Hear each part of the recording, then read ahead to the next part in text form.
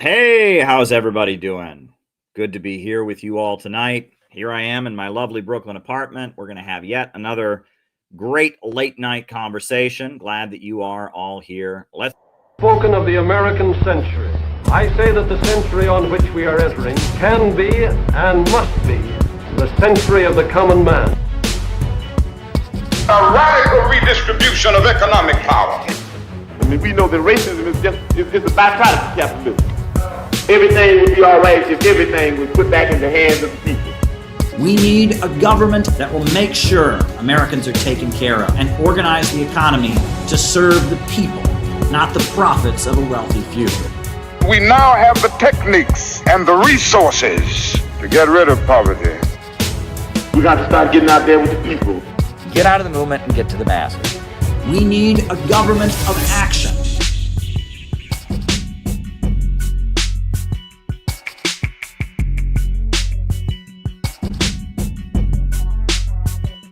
welcome, everybody. So glad to be here tonight with all of you. We're going to talk just like we always do. The way this works, I first give my opening remarks, then followed by the roll call where I call you all out as I see you, names and locations.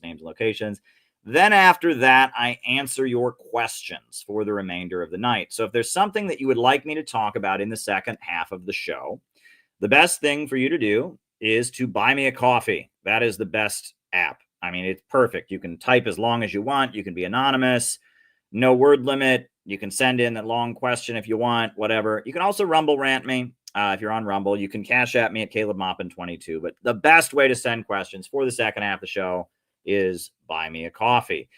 The Center for Political Innovation is marching ahead. We've got a lot of great activities in the works. We're continuing the food bank outreach, even though the government is no longer shut down. Continuing the food bank outreach. We are having an event coming up in New Jersey, January 11th. We're going to have a great event, full buffet, music, speeches, anti-imperialism, awards given out to local activists. It's going to be absolutely tremendous. So join us. Here's the event information. Join us at our upcoming event in New Jersey. It's going to be great. Go ahead and register. January 11th, it'll be kicking off the new year in New Jersey. Other than that, CPI, great organization, always doing great activities. You can join us on the website. It's going to be good. We're having new people join. We're doing exciting new anti-imperialist outreach all over the country. We're about to, there's an article in the works about the first year of our LA branch. We've had an LA branch of CPI that's been very active for about a year. Very, very exciting. Very, very exciting. It's going to be good. So, CPI is where it's at, the Center for Political Innovation. We are doing anti-imperialism. Great stuff. Today my chat with the famous academic agent, the YouTube channel, the kind of right-wing, channel that is critical of capitalism, is re-exploring, the concept of Stalin and all of that. They had me on, and we spoke for an hour and 20 minutes last week. It just premiered this morning, getting lots of positive feedback on that conversation. I'll probably post it on this channel like next week, but yeah, we did Do Dissidents last week. We did Academic Agent last week. It just premiered. A lot of people are paying attention to what we have to say here at this channel. What we have here is unique and special because it's informed by practice and real organization, right? We're not just doing an internet fandom. We're building a real organization. So get involved. Come to our event in January. Become a member of CPI, etc. So yeah. So again, we'll be following our usual format. First, the opening remarks, then the roll call, where I call you all out as I see you, names and locations. And then from there, I answer your questions for the remainder of the night. So if you got something you'd like me to talk about in the second half of the show, you got a question, comment, anything you'd like me to respond to, buy me a coffee for the second half of the show. So tonight, I thought I would talk about an interesting development. I mean, this isn't something that we've ignored. We've been watching this, but Marjorie Taylor Greene, the MAGA Republican in the House of Representatives from the state of Georgia, she has long been hated by the American establishment. She came into office. She said at the time she came into office that she was a strong supporter of Israel, but yet she was labeled anti-Semitic. She was claimed that she was anti-Semitic because they said she posted about Jewish space lasers on the moon. She was called the QAnon candidate. And she came into office, widely hated, considered a dangerous MAGA. And since coming into office, she has become more and more anti-war. And she has been out there saying she does not want American money to be spent on the war in Ukraine. And she was at first supporting Israel. And now she's becoming more and more anti-Israel. And she's thrown down about Epstein. That is, she has thrown down about the Epstein case. She wants the Epstein lists released. She wants the public to be aware of Jeffrey Epstein and who he was working with. She seems to believe that he was Israeli intelligence, which is, the work of, important journalists has revealed that. So I don't doubt that, and he was tied in with Israel. I mean, Jeffrey Epstein and Marjorie Taylor Greene has gone in a pretty good direction, being anti-war and being opposed to the power of the Israel lobby, etc. Now, there's an interesting development, and I'm got to be careful here. They've done a media rollout of Marjorie Taylor Greene in the last week. Now, why? It looks like she and Trump are finally breaking. Now, she continues to say she supports President Trump. He's our greatest president. But Trump has denounced her. Trump denounced her yesterday to the press, spoke negatively of her, said she has lost her way, etc. And it looks like they're rolling out Marjorie Taylor Greene to some degree or other to hurt Trump. Now, that doesn't matter. She's saying good things. She's not saying bad things, and she's criticizing Trump on the real points. The mainstream criticism of Trump is, oh my God, he's a dictator. Oh my God, he doesn't want war with Russia. Oh my God, he doesn't trust our FBI, our good FBI. She's not doing the no kings bullshit. She's saying MAGA should not be a substitute for MAGA, MAGA being make Israel great again rather than make America great again. She's talking about how she doesn't want wars around the world. She's talking about how she wants to protect American civil liberties. And they're rolling her out. So we have to be careful here, right? We don't want to, if them rolling her out is some kind of effort to prevent Trump from making peace with Russia, which I really hope is not the case, because she seems to want peace with Russia more than Trump does. She's been speaking up louder about Ukraine than anybody. So we don't want to play into enemy hands. But Marjorie Taylor Greene, who's generally been treated as the pariah, anti-Semitic, conspiracy theorist, all of this, she has really doubled down on being anti-war. And now she's doing a media tour. And she's going around to the media, and she's being critical of Trump amid the government shutdown. And it's certainly interesting. And I like what I'm hearing. I just got to tell you, I like what I'm hearing, right? I'm hearing a rejection of the left-right divide and a desire to unite around issues that are good for average Americans, kind of a populism reaching out to the left in terms of populism. I'm hearing very solid anti-war rhetoric. I'm hearing, criticism of the vaccine mandates and how, that whole, thing, that whole hoax we were all subjected to. I'm hearing criticism of a lot of things. So I'm liking a lot of what I'm seeing. But I'm being cautious, just like always. And so we're gonna take a look at the Marjorie Taylor Greene media tour that just happened, some of what is being said, and we're just going to kind of examine it here tonight, right? I'm not giving her a full-on endorsement saying that she's the latest, the new voice of anti-imperialism.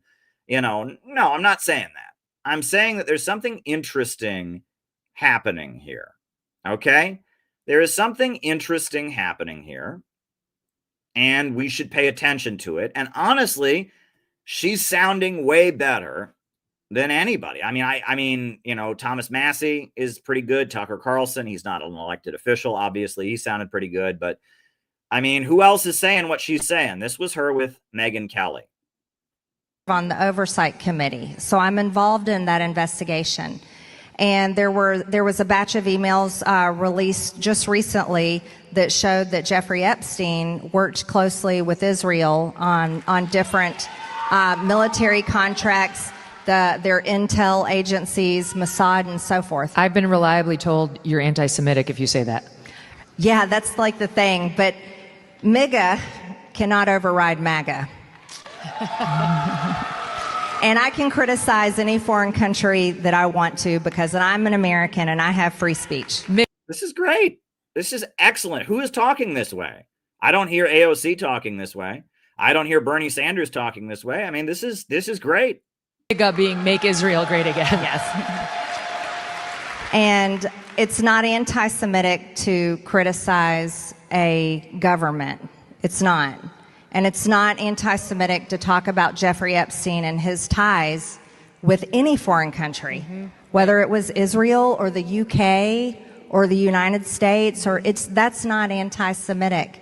And it's not hating on anyone. I certainly don't hate anyone, but I definitely am concerned about any foreign country's influence on our own, especially when it comes to members of Congress.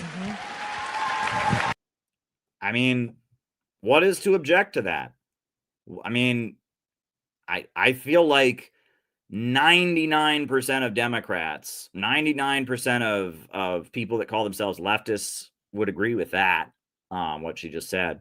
I mean, I can't find anything to disagree with there. I find all of that to be tremendous. I mean, it's just basic common sense that most Americans know in their bones to be true and is forbidden from mainstream politicians. They just can't say that for some reason. Good for her. You got some agreement out there. What's the number one thing you'd like to see change in the House right now? You would like to get back to work? I want to get back to work. I want to pass the agenda that we campaigned on. I desperately want to do that. That's the only thing I want to do. Everybody's talking about Marjorie Taylor Greene wants to do this. Marjorie Taylor Greene wants to do that. The only thing I want to do is get to work and pass the agenda that everybody voted for. And that's America first. And that is what we should be doing. No more foreign aid, no more foreign wars, no more sending your monies overseas. We need to fix our health insurance. We need to work on the cost of living. It is extremely expensive. Yep. And the most important thing we can do is continue to create a future for our children. Yeah, that's great. I think that's tremendous. And, whether she means it or not, it's better than anything else we're hearing from anyone who's being given the spotlight in American politics right now. It's like there's a little sliver of common sense in our politics. There's Tulsi Gabbard, who is our intelligence director. There's Thomas Massey. There's Rand Paul. And these folks don't understand economics, but they're like, geez, let's not have World War III. Geez, let's not let Israel run our government. Geez, maybe we should put money here before we go around the world spreading wars. There's like a sliver of people within the political establishment. They're not on the left. They're on the so-called right, kind of, I guess. And they seem to have some common sense. Trump sounded a lot more like them when he was running for office. But now he's not governing like them. And even on some of those other issues, the cost of living. Trump said he was going to fix inflation. We're still dealing with Biden inflation, right? Trump said he was going to end the Ukraine war. Hasn't ended yet. On Iran, he actually attacked Iran and bombed Iran. He's threatening war against Venezuela. Trump has not delivered on any of the good stuff he said he was going to do. So this is yesterday, Marjorie Taylor Greene was Trump was asked by a reporter about Marjorie Taylor Greene. And again, I get the idea that to some degree or other, mainstream media is rolling out the red carpet for Marjorie Taylor Greene because they want to hurt Trump. She's somebody in the MAGA camp. She's an important MAGA person who is opposing Trump. And Trump knows that. And that's kind of how I interpret what Trump is saying here. But we'll see. This is Trump responding to a question about Marjorie Taylor Greene. Taylor Greene, who is a big ally of yours, said that she would rather see you focused on nonstop domestic policy meetings here at the White House instead of nonstop foreign policy meetings. See, listen to the way that question is framed. I don't like that. I'll just be honest. I don't like the way the question is framed. See, she's saying she doesn't want America involved in foreign wars, but they said she would rather see you having nonstop domestic policy meetings rather than foreign policy meetings. It almost sounds like the question is being framed as you shouldn't be negotiating an end to the Ukraine war. That's what's going on. I mean, Kirill Dmitriev, the Russian, foreign investment fund director, came to the United States.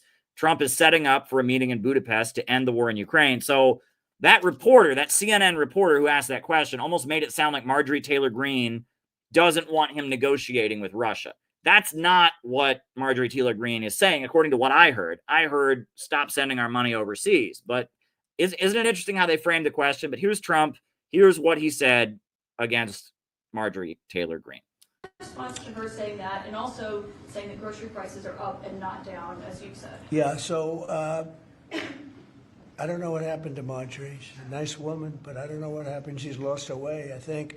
But I have to view the presidency as a worldwide situation, not locally. I mean, we could have... Now, first of all, right, I mean, she's more consistent in staying true to what he campaigned on than she is, right? I mean, that's the thing. He's governing and he's not doing what he campaigned on. And she is in Congress still advocating what he campaigned on. And she is standing up to Israel, whereas Trump is, I mean, it looks, he's just giving Israel whatever they want.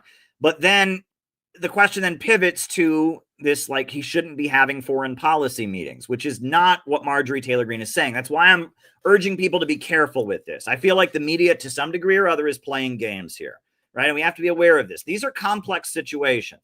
I agree with what Marjorie Taylor Greene is saying, but I also don't agree with how CNN is framing it. Again, they are trying to use her against Trump. There's some complicated 3D chess going on here. Here's what Trump said. A world that's on fire, where wars come to our shores very easily if you had a bad president. We had a horrible president, and we ended up with Russia, Ukraine, and we ended up with other disasters, too. Don't forget, I put out 8 wars, 9 to come. I think I'll get the other one taken care of, but I put out 8 wars. Now, see, he's on the defensive about solving the Russia-Ukraine war, which is not something Marjorie Taylor Greene disagrees with. She wants to see an end to U.S. aid to Ukraine. She's been more critical of the Hate Russia campaign than anybody. She hates Zelensky. So you see how they turned this around? Again, they're playing games. And look at the damage that Russia, Ukraine has done to us as a country. I mean, we spent $350 billion. We're not spending any money anymore. Now they pay us through NATO. You know, I got NATO to go from 2% to 5%. Well, that's very important. When you're president, you really sort of have to watch over the world, because you're going to be dragged into it. Otherwise, you're going to be dragged into a world war. I think if I weren't president, first of all, that war would have never happened if I was president. And if I weren't president, that war could have led to World War III. It won't. It's not going to anymore. But when I first got in, I said, wow, this situation could lead to World War III. And I got NATO together. I got everybody together. But with all of that, I passed a great, big, beautiful bill, which is the biggest tax cuts in the history of our country. So when somebody like Marjorie Taylor Greene, who's now catering to the other side, I don't know what, you know, I guess she's... Now, who is the other side? Israel? I mean, anti-Israel people? You know, I mean, the Democrats are on, I mean... You know, got some kind of an act going, but I'm surprised at her. But when somebody like Marjorie goes over and starts making statements like that, it shows she doesn't know. I don't devote a lot of my time.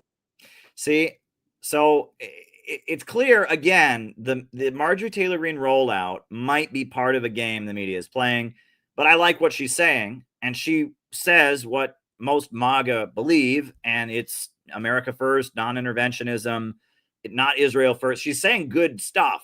So here we go. Now, she had an appearance on The View, and, you know, we're going to go through her View appearance. And again, it's interesting. There are some really interesting and strange moments here. All right, here we go.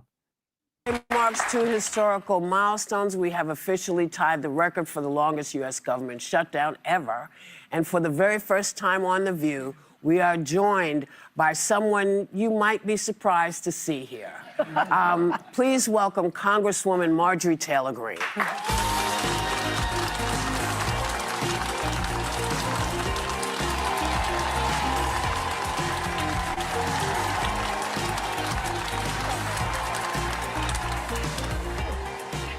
Welcome to The View. Thank you for Yeah. having me. It's you, Joy. Oh, I was so taken by your suit. So, Trump is reportedly calling his MAGA cronies because they say that you're slamming Republicans too much. Well, you're taking my job. You're slamming Republicans a lot on topics like health care, the Epstein files. We know he's still your favorite president. I mean, Truman is mine. I dated him. But I did not date Donald Trump. But I do love him. You do love him, yeah. Yes, I did. All right, well, whatever. So when was the last time you spoke to him? And what's with the tension between the two of you? Now, you may love him, but he may not love you back right now. Well, that's okay. I mean, Donald Trump, he usually yells at everybody, so we're all used to it. But he's the president of the United States, and here's something you all may not know about me. I think a lot of people on the left are learning that when I ran for Congress in 2020, I ran criticizing Republicans and Democrats equally, because I come from a working class family, ran a construction company for over 20 years, and I feel like the government has failed all of us. And it purely disgusts me. It really does. And I represent a district that is rural, manufacturing district, blue-collar workers, and people have been crushed by decades of failure in Washington, D.C. And to be fair, right, this is amazing. And the problem with the left is you're not allowed to care about any of those people, right? All those people, red state, low-income people they're all in the Ku Klux Klan. They're all white supremacists. If you like those people, you're a neo-Nazi. Populism is just fascism, right? If they're not from some sexy marginalized group, unless they're transgender or Puerto Rican or half Jewish and half Islamic, you're not allowed to care about the American majority. That's fascism. That's what the woke left believes. And they've spent years telling us that with BreadTube, right? That you are not allowed to engage in populist economic rhetoric or else you're a Nazi, right? So, she's saying what should be normal rhetoric, what should be acceptable, just basic populist for the people rhetoric. That's forbidden on the left because the left is run by wealthy middle-class liberals who have an ethnic gut-level hatred for low-income white people. They have a white savior complex. They have kind of a fetish for different marginalized groups and different sexual minorities, but they really hate the American majority. And, Bernie Sanders is smart enough to not go along with that, but they've attacked him for that. I have been widely attacked for just knowing basic economics. And the left has you cannot be a populist and fight for common Americans of all races and be tolerated on the left, right? The left just isn't interested in that. So, that's why it's refreshing to hear her talking this way. So I have no problem pointing fingers at everyone. And the worst thing that I just can't get over is we're not working right now. And I put that criticism directly on the Speaker of the House. And we should be at work. All the people sitting in this audience, they go to work every day. People at home watching this show, they go to work every day. Ladies, you go to work every day. The people on your set, and it is an embarrassment to me that we're not in session. And getting paid. I'm not taking a paycheck. I mean, this is kind of grandstanding. Okay, I'll be honest. This is kind of grandstanding, but it's refreshing. It's refreshing to have a politician actually try to appeal to the majority against the elite, try to be with the people who go to work every day.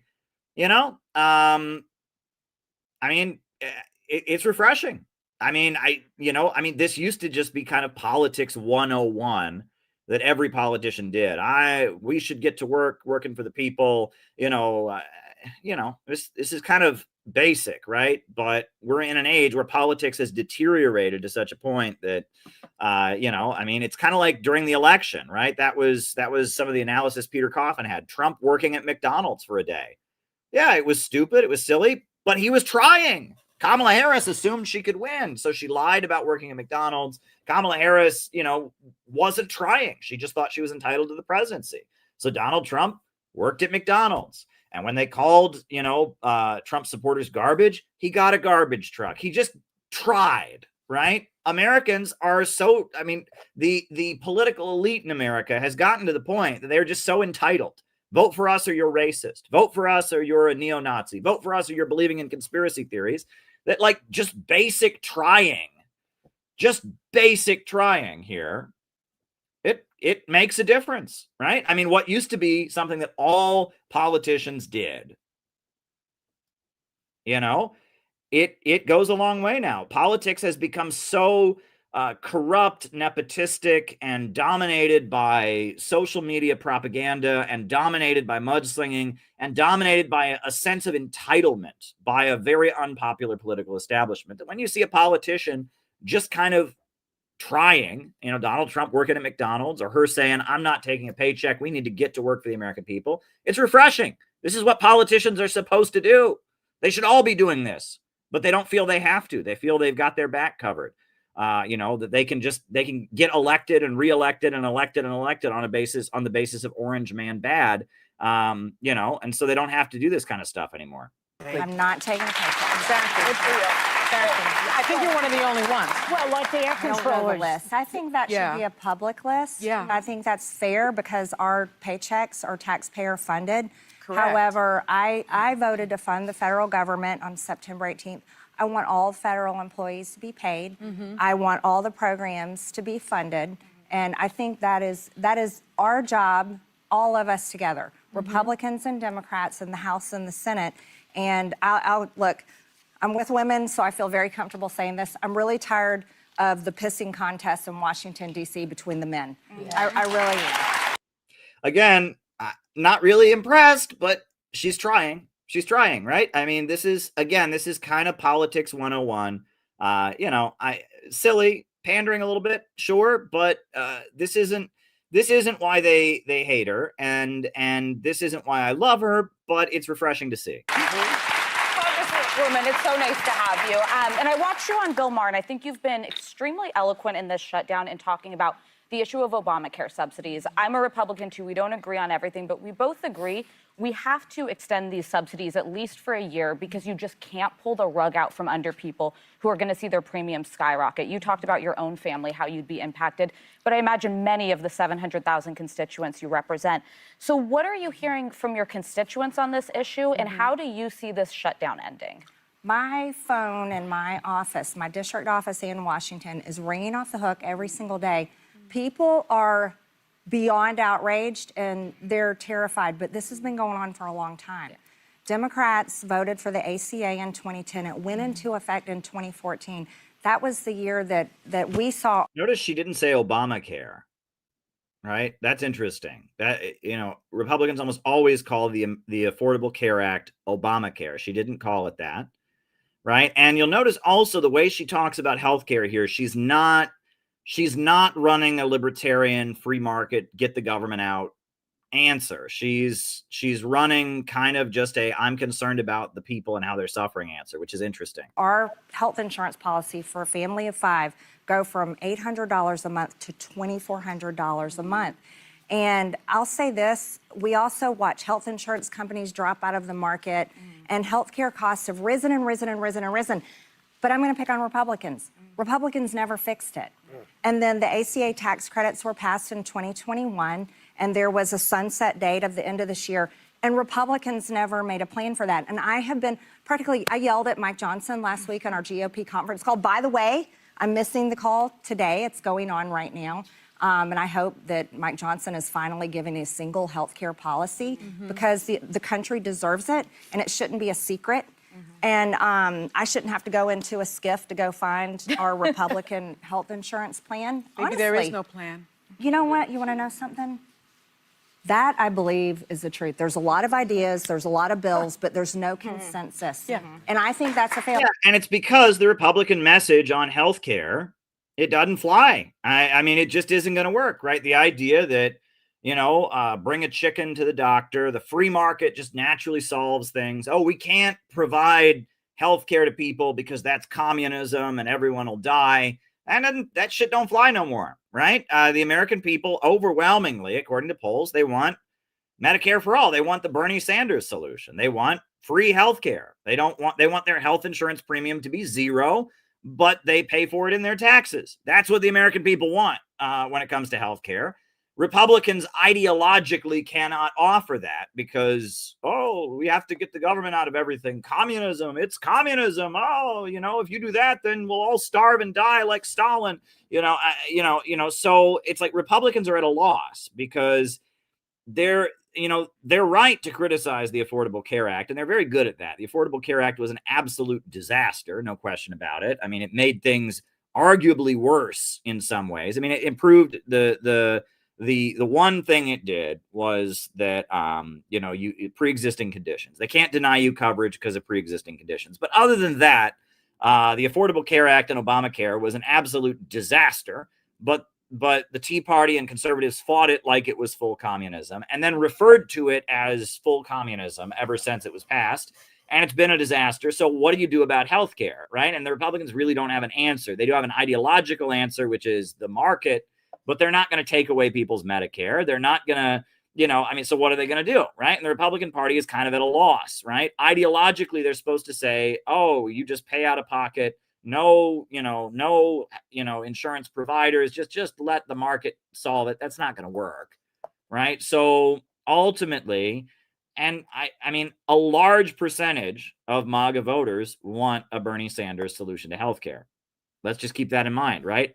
Polls show that, right? Where they might be ideologically and culturally opposed to the left, but when it comes to what they actually want, they want Medicare for all. Well, I want to talk about MAGA voters who believed that the president made promises like lowering grocery prices on day one. Right now, grocery prices, inflation is up, soybean and cattle farmers are on the verge of bankruptcy. Millions have lost their food stamps and are about to lose their health care, while we're watching $40 billion to bail out Argentina. What is going on? I don't know. Yeah, and bail out Argentina. I thought the free market naturally solved things, right? If you just privatize everything, it'll make everything great. Javier Milei's leadership of Argentina has been an epic disaster. He's been privatizing things and cutting things and engaging in neoliberal economics, and it has devastated Argentina, so much so they had to beg for a handout, right? Javier Milei doesn't believe that the Argentine government should help anybody, but he believes the American government should help him after he wrecks the economy by making sure the Argentine government doesn't help anybody. But Javier Milei, an extreme Zionist fanatic, an extreme anti-China, anti-Russia fanatic, anti-BRICS fanatic, a neoliberal Zionist clown, he wrecked Argentina, completely wrecked Argentina, and Trump has to bail him out because he has a stupid, what do you call it? A hairpiece, just like Trump. And he is part of this new right, this new right. And, Trump feels obligated to help him out. But libertarianism has been an epic disaster. The first libertarian head of state in history, Javier Milei, has been an epic disaster, so much so the American taxpayer has to bail him out. And meanwhile, a lot of Americans here in America are being left behind. I am so America first. I feel like I live it and breathe it. And that's my district, and that's what people want. They are so tired of their hard-earned tax dollars being sent overseas to foreign wars and foreign aid and foreign causes, while life in America just becomes more and more unaffordable. We want this money invested at home for our infrastructure, for programs, for our people, and most importantly, for my children's generation and their children and their children and generations to come. And I have to say, that's what I've campaigned on the entire time. Everybody's like, Marjorie Taylor Greene has changed. And I'm like, oh no, nothing has changed about me. I am staying absolutely 100% true to the people that voted for me and true to my district. And I am so angry when I drive around my district to all these beautiful little rural small towns. And there's manufacturing plants that are crumbling from decades of lost industry, small businesses that got shuttered during COVID lockdowns and COVID shutdowns. And what she's pointing to here about how she hasn't changed, right? Her message has been pretty much the same since she took Congress. I will say she's opposing Israel pretty vocally now. She wasn't doing that when she first got in. She's emphasizing foreign policy, but for the most part, her messaging hasn't changed that much. But the way they've reported on her has changed. And that is so true. And the same thing for me. I've been talking the same way on this channel. I mean, again, we've evolved on some issues, but for the most part, we've been the same. But the way people talk about us has changed. And I've seen that. People with bigger platforms and mainstream media, they decide you're this. And anyone who comes and actually listens to you can see that you're not that, but it doesn't matter, right? And that, they take a sound bite and they say, oh, this means that this person is this, and people know nothing about you. And they just, I know exactly what she's talking about, right? They choose to emphasize that you're this, they choose to emphasize that you're that. And a lot of people never bother to actually investigate or learn who you are or even learn the details. They just hear a talking point about you and make a decision. And then when that talking point changes, suddenly they, then they're like, oh, you've changed. You haven't changed. It's just the talking point about you has changed. Right now, the talking point about Marjorie Taylor Greene right now is good, right? They're giving her a media walk around because she's criticizing Trump, and they're playing games against Trump, right? Trump is in office. Trump is hated by the establishment, not trusted by the establishment. Marjorie Taylor Greene is criticizing him for good reasons about Epstein, about Israel, etc. So they're giving her, they're rolling her out. She's saying really good things, but before they would roll her out as a reason why Trump was bad. So, there's levels of 3D chess here. Pay attention. You want to know something else, Whoopi? So many veterans that went over and had to fight in some war that really had nothing to do with where they were from or their hometown, and their lives and families' lives have been so affected. So for me, I am unapologetically America first, and I'll do anything I can to work hard to save Maybe you this should country. become a Democrat, Marjorie. No, I'm not a Now, see, that's very telling, right? And, again, not everything she's saying here is Democrat criticism. The second half of the interview, wait till we get the second half. There's some really, really telling moments here in the second half of this interview. You want to know something? I'll say this. I think both parties have failed. Yeah. Both parties have failed. This is worse. Yeah. He's worse, sorry. You know that. He's still your favorite president. He goes against everything you just said. Look, I like Donald Trump. I fought for him to win. I'm very thankful for the secure border. I'm friends with Lake and Riley's mother. And we saw I serve on Homeland Security, over 12 million people came across our border, over 2 million gotaways. These are terrorists, cartels, all kinds of criminals. We don't know where they are in this country, and that affects all of us. That's not a political party That's thing. one thing. There's so many other things to go after him on. That you seem to disagree on. I've got to tell you, I'm sitting here just stumped. Yeah, here we go. Because you are a very different person than I thought you were. Well, you've only seen me in clips Yes, and headlines, that is, and that's not fair. And that is true. Now, you've broken from the Republican Party on a number of issues, including, besides the shutdown, such as the war in Gaza, tariffs, Trump's desire to expand AI, foreign aid. But you've also had these clips highlighting the very public spats that you've had with your colleagues, where your behavior, some say, is just unbecoming for a congresswoman. And you're promoting conspiracy theories like QAnon in the past. Wait for it. Listen to this. This is very, very, very interesting. But you seem to have grown past that. And I feel like I'm sitting next to a completely different Marjorie Taylor Greene. Why the change? Why the evolution? Well, Sonny, it's like you've gone so right. It's like you're on the left now. It's like this. I'm not on the left, and we could talk about Russian collusion. That was a conspiracy theory and a lie. There's lies that come from both sides. Let's be really honest with the one Russians another. did try to affect the outcome of the election. No, they didn't. No, they didn't. No, they didn't. Did you see that? She said Russia collusion was a conspiracy theory, which it was. I mean, there was never any evidence of collusion, of Trump colluding with the Russians. And then she says, well, Russia did try to affect the outcome. No, they didn't. No, they didn't. They have conclusively proved that they didn't. Not only did Trump never reach out to the Russians and say, let's rig the elections together. That clearly didn't happen. But on top of that, Russia did not try to get Trump elected. And we've talked about that on these streams endlessly. And she just says that. And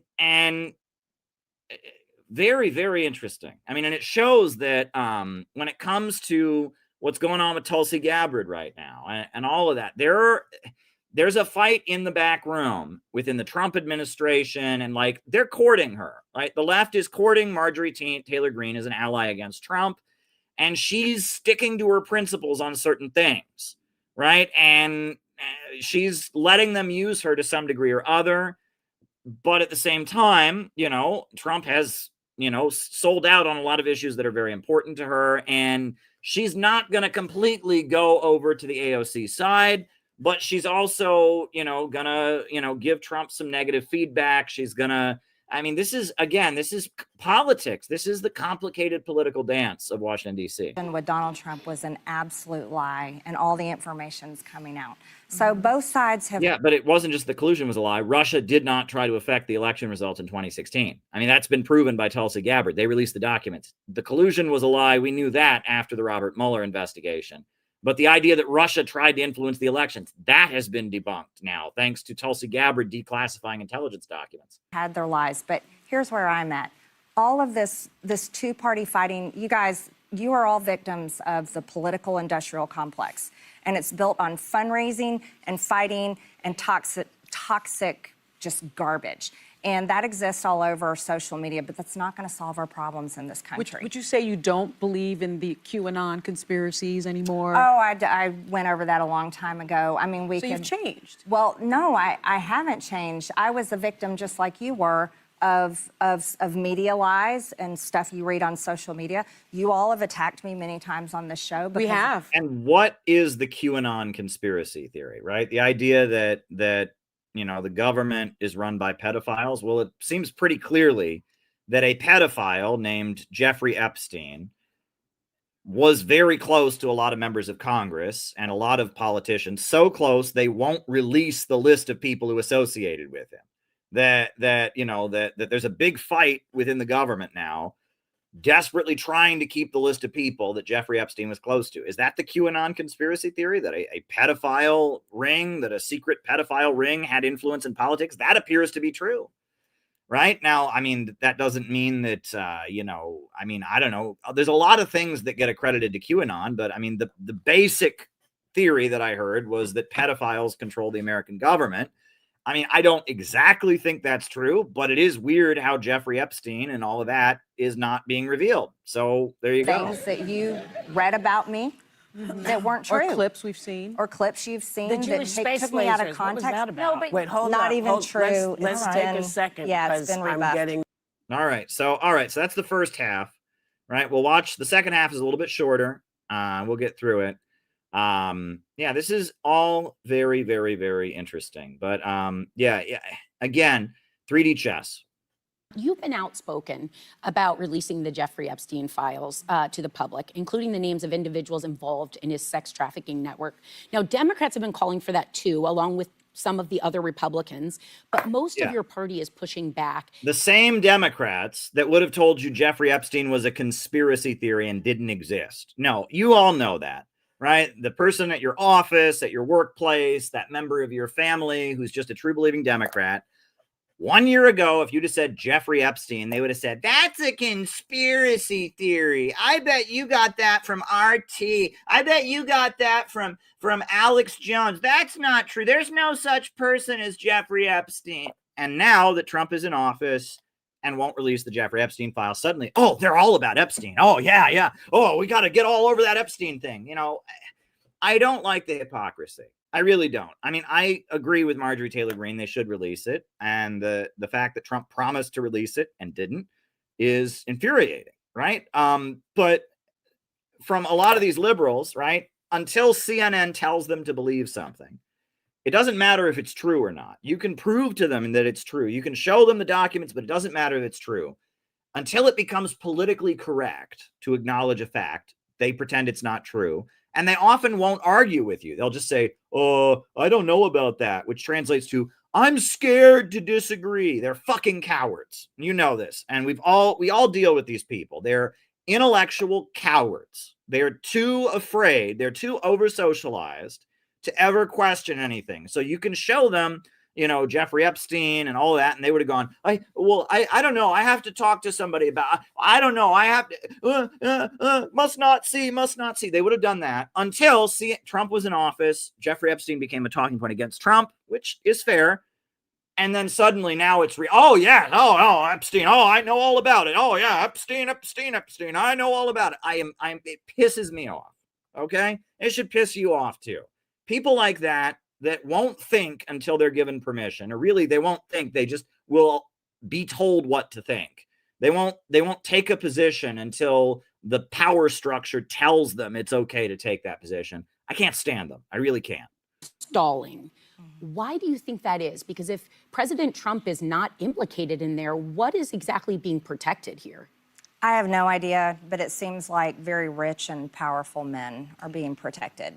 And I will sign anybody's resolution, and I'll get on board with anyone's push to release those files, because this is about women, especially when they were teenagers, were victims of rape and sexual abuse by Jeffrey Epstein. And according to the victims, there's a list of men that they haven't released yet. They are afraid of lawsuits. They're afraid of it. And I said I would read the list for them on the House floor, because I have speech and debate protection there. Now, there's something to keep our eyes on here. Again, I like Marjorie Taylor Greene, and I think that what she's doing, is largely good. And I mean, everything she's saying here, and the Russia collusion thing, she's doing good work at this point. Again, they're playing 3D chess. They're using her against Trump. But there's something to pay attention to, which is, so I've been paying attention to this latest case. This Nancy Mace is another rising star in the Republican Party. She's suing her ex-husband, and it's a weird case. And look, we all know that a big part of wokeism and Trump derangement syndrome is trauma politics.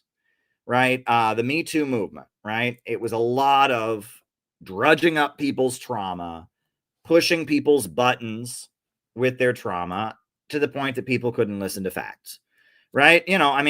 People joked that the Me Too movement started when Trump became president, and it ended when Biden became the nominee, because Biden is a Me Too case, a walking Me Too case if there ever was one. Talk to Tara Reid or many of the other women he worked for. Biden was absolutely, in terms of workplace sexual harassment and sexual assault, he was all over it. But the way they kind of activated Trump derangement syndrome among a lot of young women in particular was just tapping into trauma and phobias, right? And that's what they did with the case of the Supreme Court justice, right? This woman came forward. She couldn't name where she had been. She couldn't name anything, but she got up there and basically accused Justice Kavanaugh of attempting to rape her, and gave this big teary-eyed testimony before Congress, which, a lot of Democrats said, look, we don't know. We're not saying this woman's lying, but we can't consider this. She's not naming a place. A crime didn't actually happen. It was alleged that an attempted crime happened. Well, I guess an attempt is a crime in and of itself, but they just couldn't. It was weird. And it was just like they just wanted to traumatize and activate all kinds of women's trauma all across America against Trump and against the Republicans. It was a very strange case. And the woman could have been telling the truth for all we know. I don't know. But they did some crazy theatrics on Capitol Hill around Brett Kavanaugh and all this, and the Me Too and all that. It was like pushing people's buttons. And that there's a whole milieu, there's a whole industry of true crime, and true crime and Netflix and all this stuff that just traumatizes the trauma industry of working up women's fear, women's trauma, women's, victimhood. And it's based on real shit, and just pushing button after button. Right. And I'm starting to see that in Republican circles. Right. I'm starting to see, Republicans have already done that a little bit with the groomer rhetoric. Again, not that they don't have a point about, why do we want to teach kids under 12 about homosexuality in school? Maybe we shouldn't do that. But I mean, but we're seeing that. And that's a dangerous trend in American politics overall. Look, I said this after the killing of Charlie Kirk. The killing of Charlie Kirk was an absolute disaster. Both sides got mind fucked by the killing of Charlie Kirk, right? Everyone on the right saw someone they look up to get killed in a really brutal manner, horrendously murdered in gory, disgusting way right before the whole world. And then they got battered with the fact that all these people on the other side were gleefully cheering and celebrating it. That's a mind fuck, right? That's trauma. That's trauma.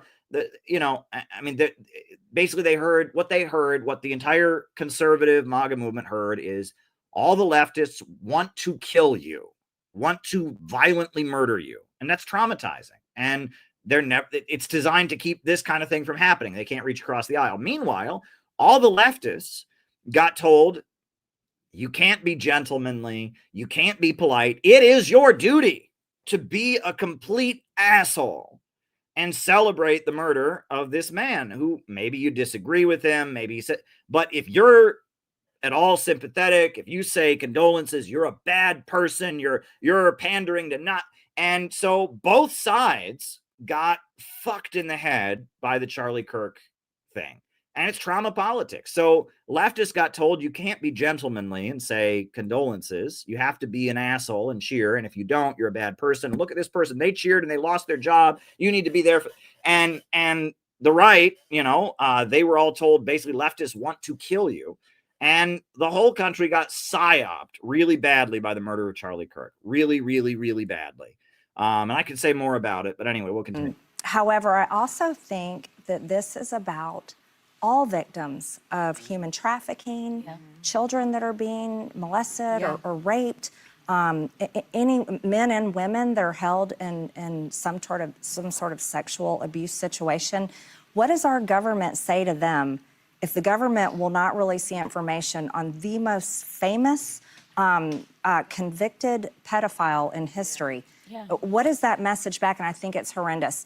And then, you know what else? This has been a failure across administrations. It's not just this one. It was the Biden administration, then the Trump administration, then the Obama administration. It should have, all across, spanning this history, should have been released.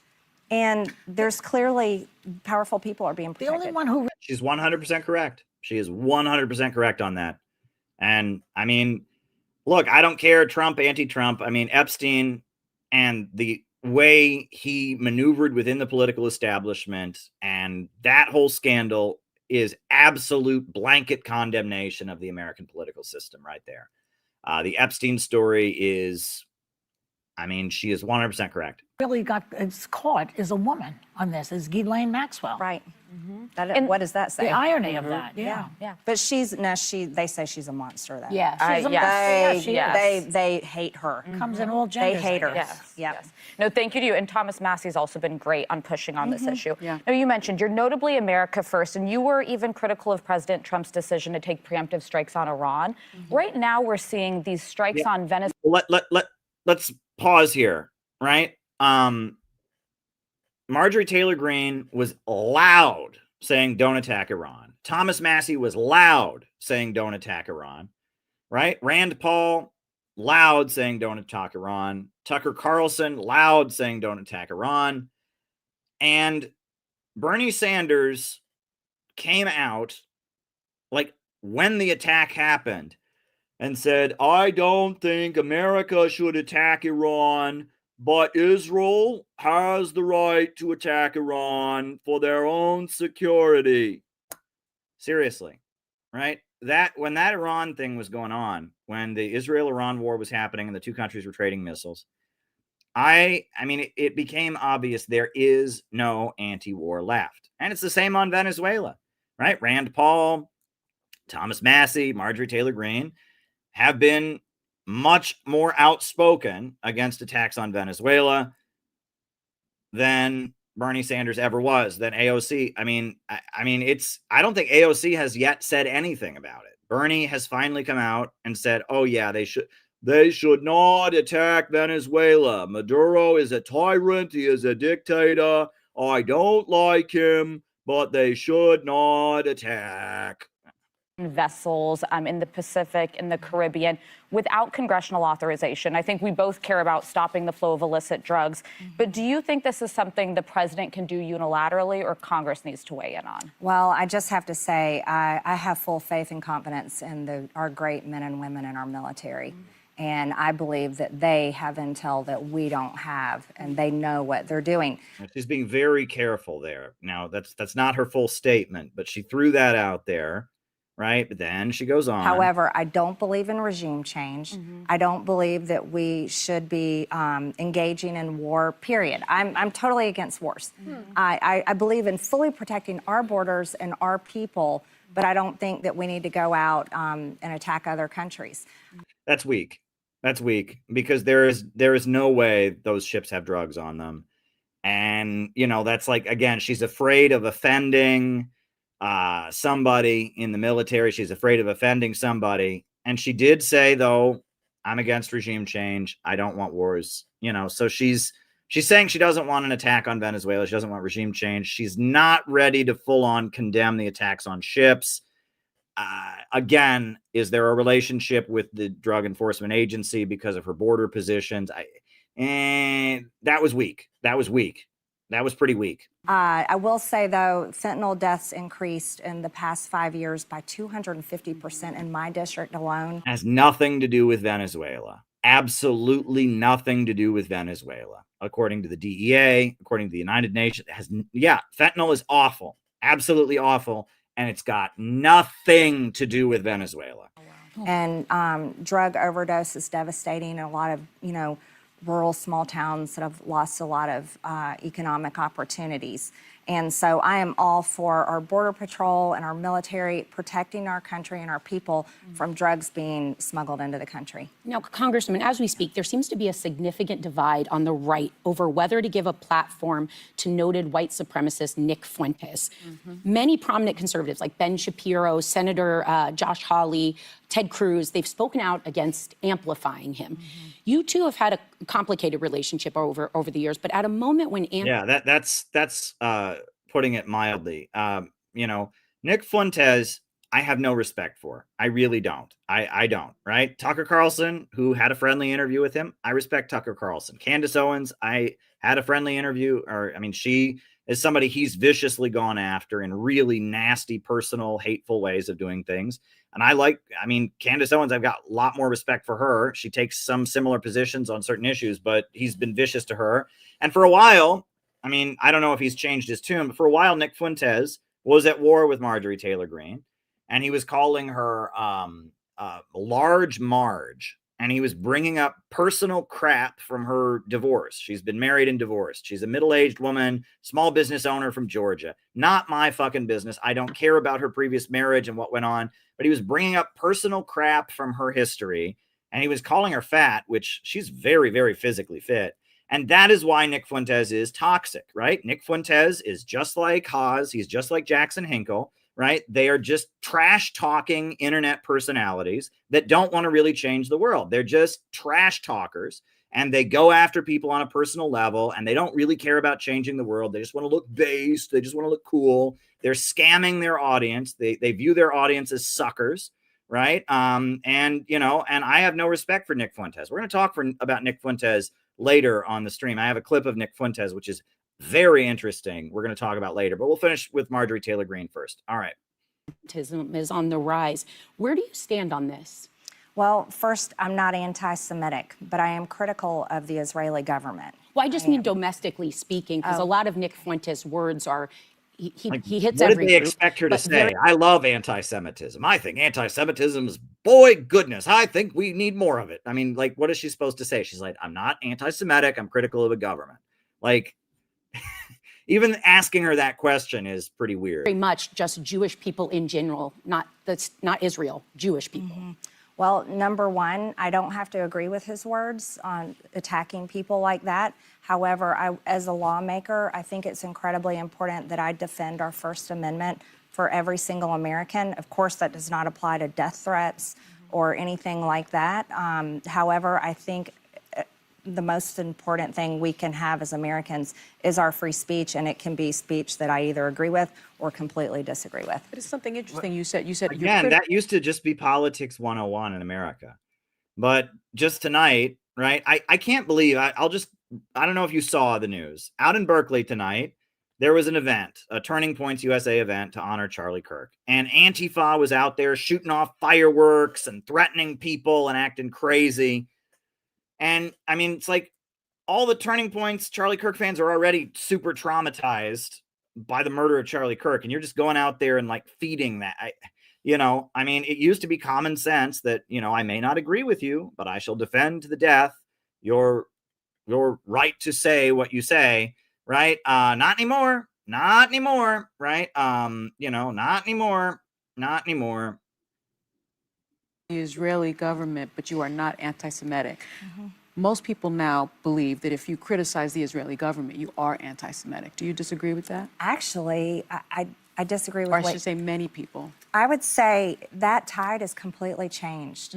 I think many Americans today see the difference is you can love Jewish Americans and you can love Jewish people and not be critical of people at all. And I have the right to criticize a foreign government. And I can criticize as many of them as I want. And I can say October 7th was the worst thing and horrific, but I can equally say starving children and killing innocent people and children in Gaza is also horrible. And that's my opinion. I'm wondering because, free speech is everything. And it feels like it's harder to do and to have in this country. Do you think it's a good idea for the military to be marching into our cities and towns right now because maybe people don't like the speech that they're hearing? How do we combat that and get back to going after the people who really are the problems? Well, on free speech, I want to say that I think that all of us right here are doing a great job of exchanging our ideas and things that we believe in, and we're doing it in a very professional and kind way. And in my opinion, I think we need more of that in America. I really do. And a lot of people wanted me to come on the show and say nasty things and all of us to fight. They wanted all of us to fight. Thank you for not doing that. Oh my goodness, no. I didn't want to do that. It's like 5-1. She could handle it, but she didn't want to. And again, this used to be standard politics, but we have entered the red team versus blue team sports politics where you're just supposed to own the other side. I mean, I think that it's great that she's saying this and she's, telling at least her audience, look, we may be able to work together on an issue like Epstein with some of these people. Let's not just have blood sports. And you shouldn't have to get a cookie for saying this, right? It's that whole Chris Rock, would you like a cookie?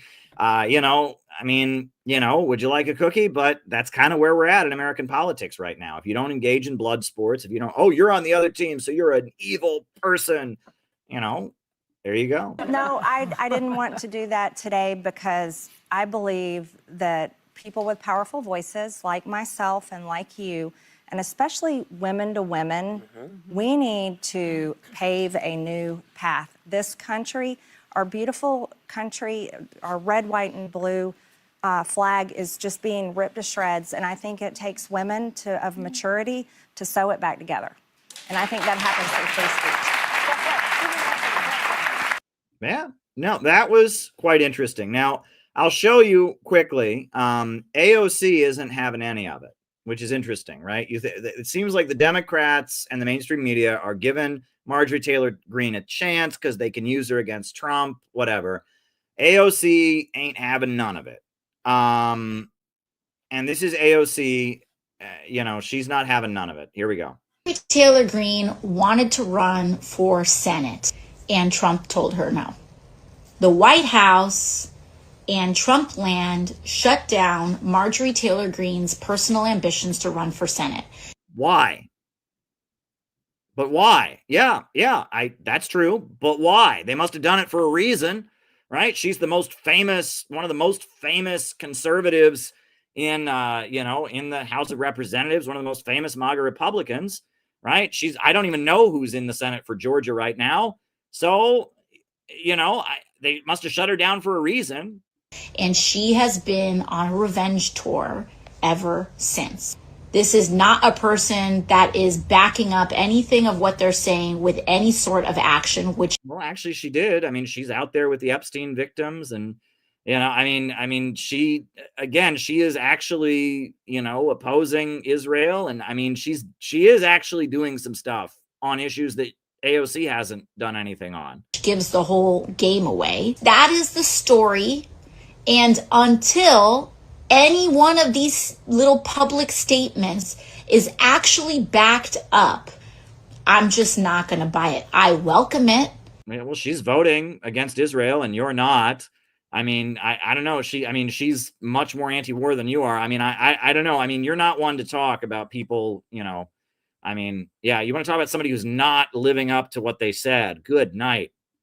I think it's never too late to change.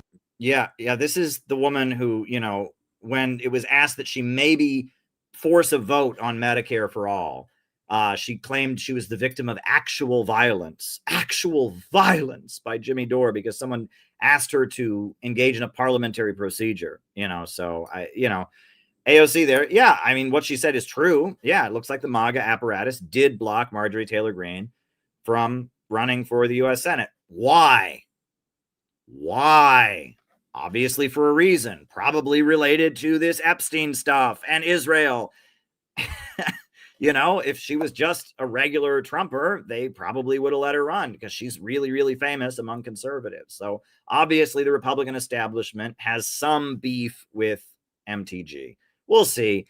We'll see. I'm not throwing all my chips behind Marjorie Taylor Greene. She's talking way better than anybody else in Congress, except for maybe like Thomas Massey.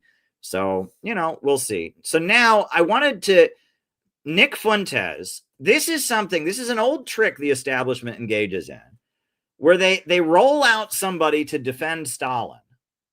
But in the process of defending Stalin, they repeat every lie and every misrepresentation of history about Stalin. It's bizarre. First, Slavoj Žižek would do this, right? It was like Slavoj Žižek would say, and I like Stalin. Yes, I like Stalin because he's the symbol. He killed millions of people and they torture all of them and eat their brains and sign the death warrant. But Stalin represents the dialectic of the contradiction. And it's like, that's defending Stalin, But Nick Fuentes has decided he's going to defend Stalin while repeating every lie about Stalin. This is weird. There's levels of weird here. I don't even quite know what to make, but we're going to watch this. This is sarcastic Nick Fuentes, character assassin, internet trash talker, notorious racist, loves to, put down people and character assassinate and, just has an army of people that just harass and, just target people, makes politics all just a personal shit show. This is Nick Fuentes explaining why he likes Stalin, but not really. This is try to wrap your mind around this, right? What's so significant about him is that he's running a dictatorship within a dictatorship. As you know, there's this cult of personality, as everybody knows. That cult of personality is the term that Khrushchev popularized when attacking Stalin, right? You're saying there's this cult of personality that everybody knows. You're literally like, that is the word cult of personality was popularized by Nikita Khrushchev to tear down Stalin. So right there, he said, oh, well, there's this cult of personality. That's already an anti-Stalin talking point, right? That's right there. That's Khrushchev right there. So, like Stalin was, erased from history and torn down with rhetoric about cult of personality. And actually, Stalin was quite humble.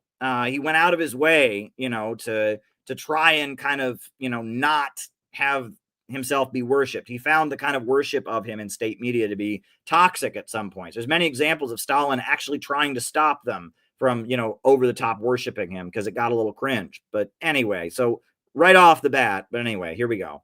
totalitarian society, Stalin is the dictator of the party, and the party is the dictator of the country. So this guy, right? So right there, he's taking assumptions about Soviet politics, right?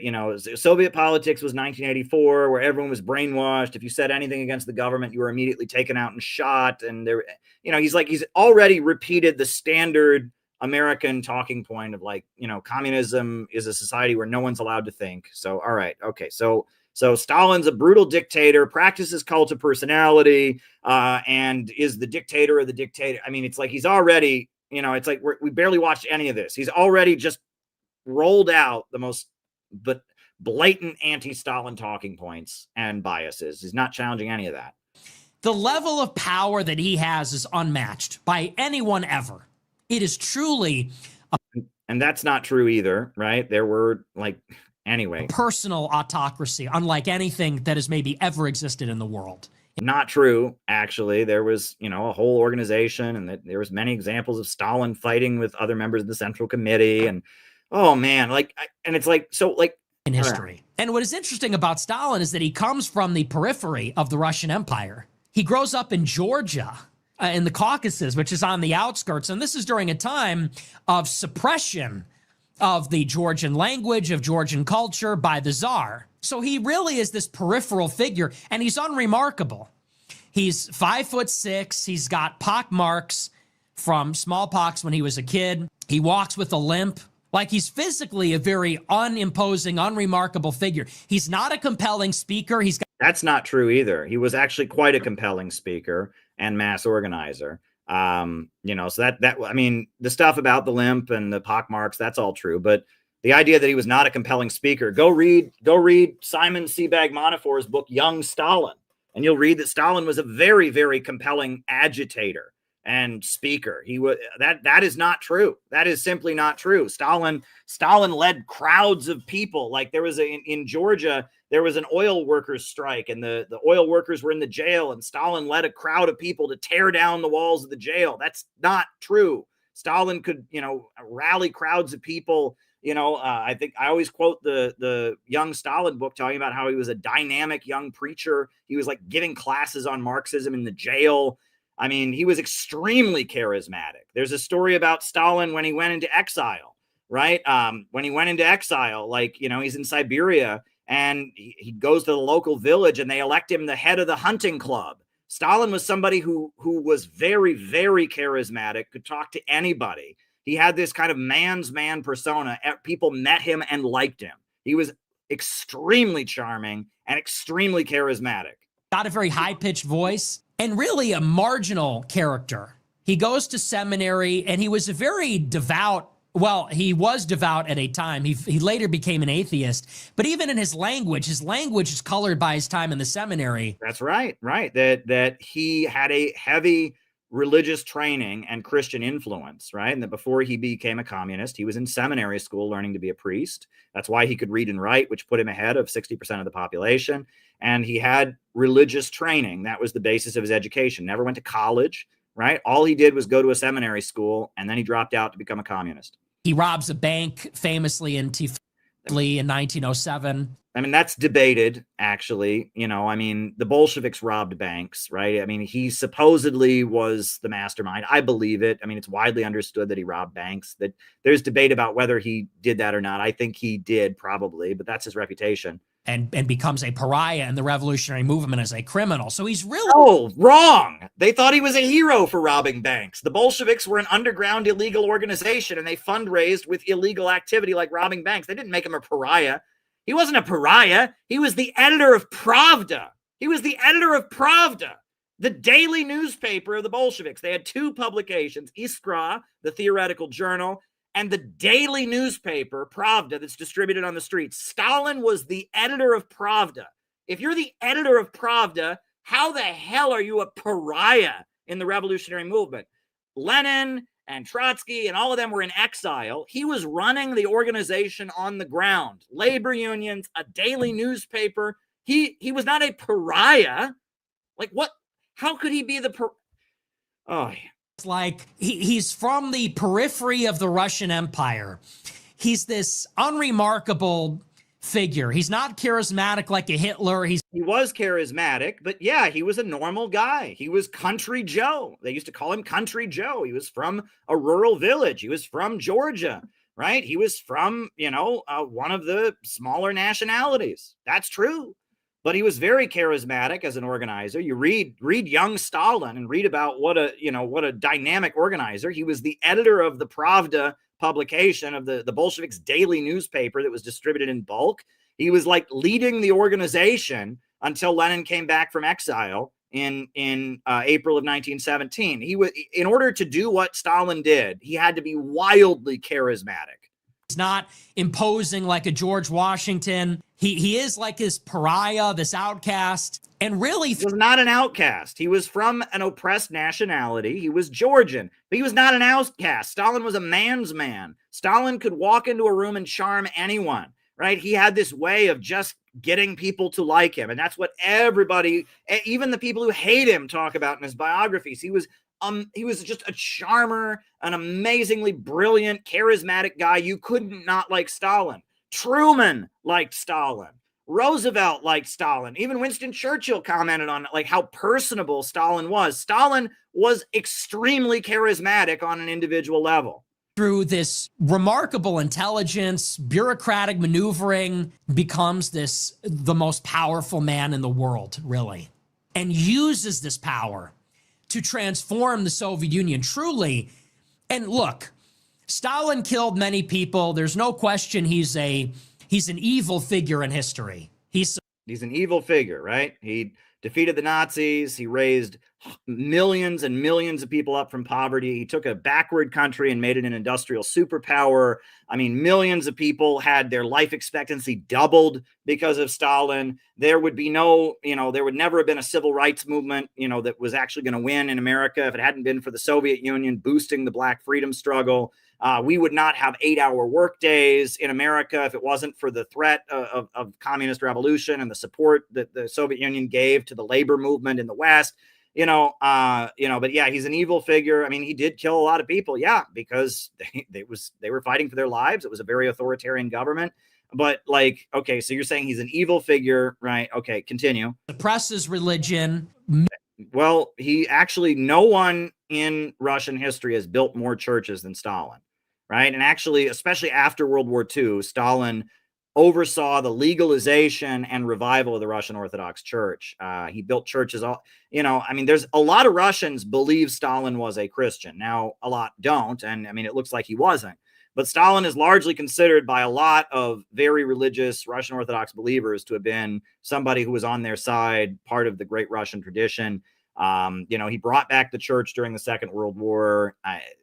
Millions die in the collectivization of the farms. Millions die in the collectivization of the farms. I think millions of people died every year when they were still running their farms with horse-drawn plows, right? Every year there'd be deaths of starvation. And it was Stalin that brought tractors to the countryside. It was Stalin that electrified the Soviet Union. It was under Stalin that they built a modern agricultural system that started feeding people in the country.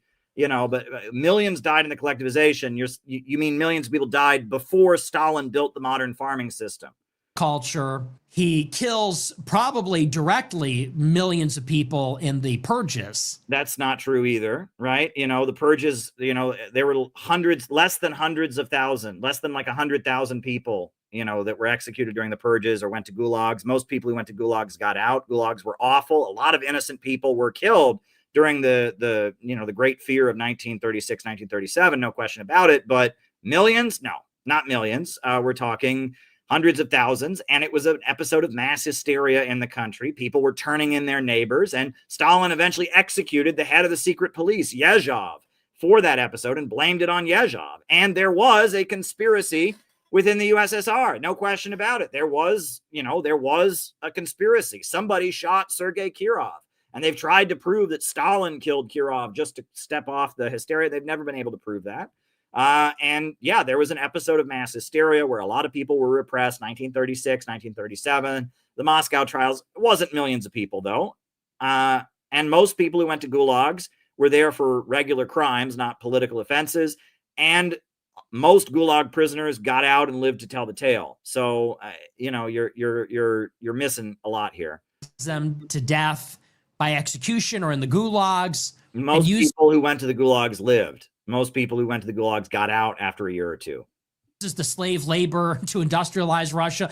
Like, he is a brutal figure. No. Okay, you just said a whole bunch of shit that isn't factually accurate. Okay, was there a famine in Ukraine? Was there a famine all over the USSR during the process of collectivization? Yes. Were there gulags and heavy political repression? Yes. Was there, people turning in their neighbors during the Great Terror of 1936-37? Yes. But like the way you just characterized that is all completely false. And if you actually liked Stalin and ever bothered to read any pro-Stalin literature, you would know that. Doubt about it. And yet, truly a great man of history in multiple. I mean, if this is what praise looks like, I mean, what do you say about the people you hate? I mean, my God, ways. One, at the end of the day, what he did, it worked. He took Russia. It worked, but I thought communism just failed everywhere it's ever been tried. It worked. It worked. A backwards agrarian serf economy, a sclerotic autocracy run by the czar, into a world empire. Nuh-uh. Communism just fails everywhere it's ever been tried. You have to be retarded to think communism ever achieved anything. Oh, every place that's ever had communism was just poor and starving and dying, and communism just, yeah, all of his fans don't believe that, right? If that's true, then why are you a lying sack of shit? And why is your entire political career premised on that not being true, you lying sack of shit, right? His whole audience, communism is an evil plot by the Jews, right? It's anti-Semitism because, don't you know, the woke people are all communists, and communism is a plot by the Jews, and communism failed and killed me. His whole political identity is based on lying about that. The lie that we've all been spoon-fed our whole life, that communism just never worked and never achieved anything. So he repeats all the big lies and then just admits something that flies in the face of what his entire fucking political identity is based on. His entire political identity is based on denying the reality. No one would be a Nick Fuentes person. Nobody would be a libertarian. Nobody would do this. All conservative podcasts these days, it starts out with woke people are annoying. I agree. Woke people are all communists. No, they're not. And Mao and Stalin killed gamillion people. Communism's never accomplished anything. All the communist countries are all just miserable hellholes and dictatorship. So the entire premise of his ideology is debunked by what he just said there. But he just throws that out there, right? That what we've all been told about communism and Soviet history is a big fat fucking lie. Okay. Moving on, not a big deal or anything, if he can admit that, that the entire premise of right-wing anti-communism, of right-wing ideology, that communism just never worked. It never has had success. No planned economy has ever achieved anything. Okay, so why don't you just say that and hang your head in shame and walk away? Because your entire fucking political identity, Nick Fuentes, is based on denying that reality. His 5-year plans, they worked. Yes, millions. Yes, they worked. Now, get conservatives to admit that.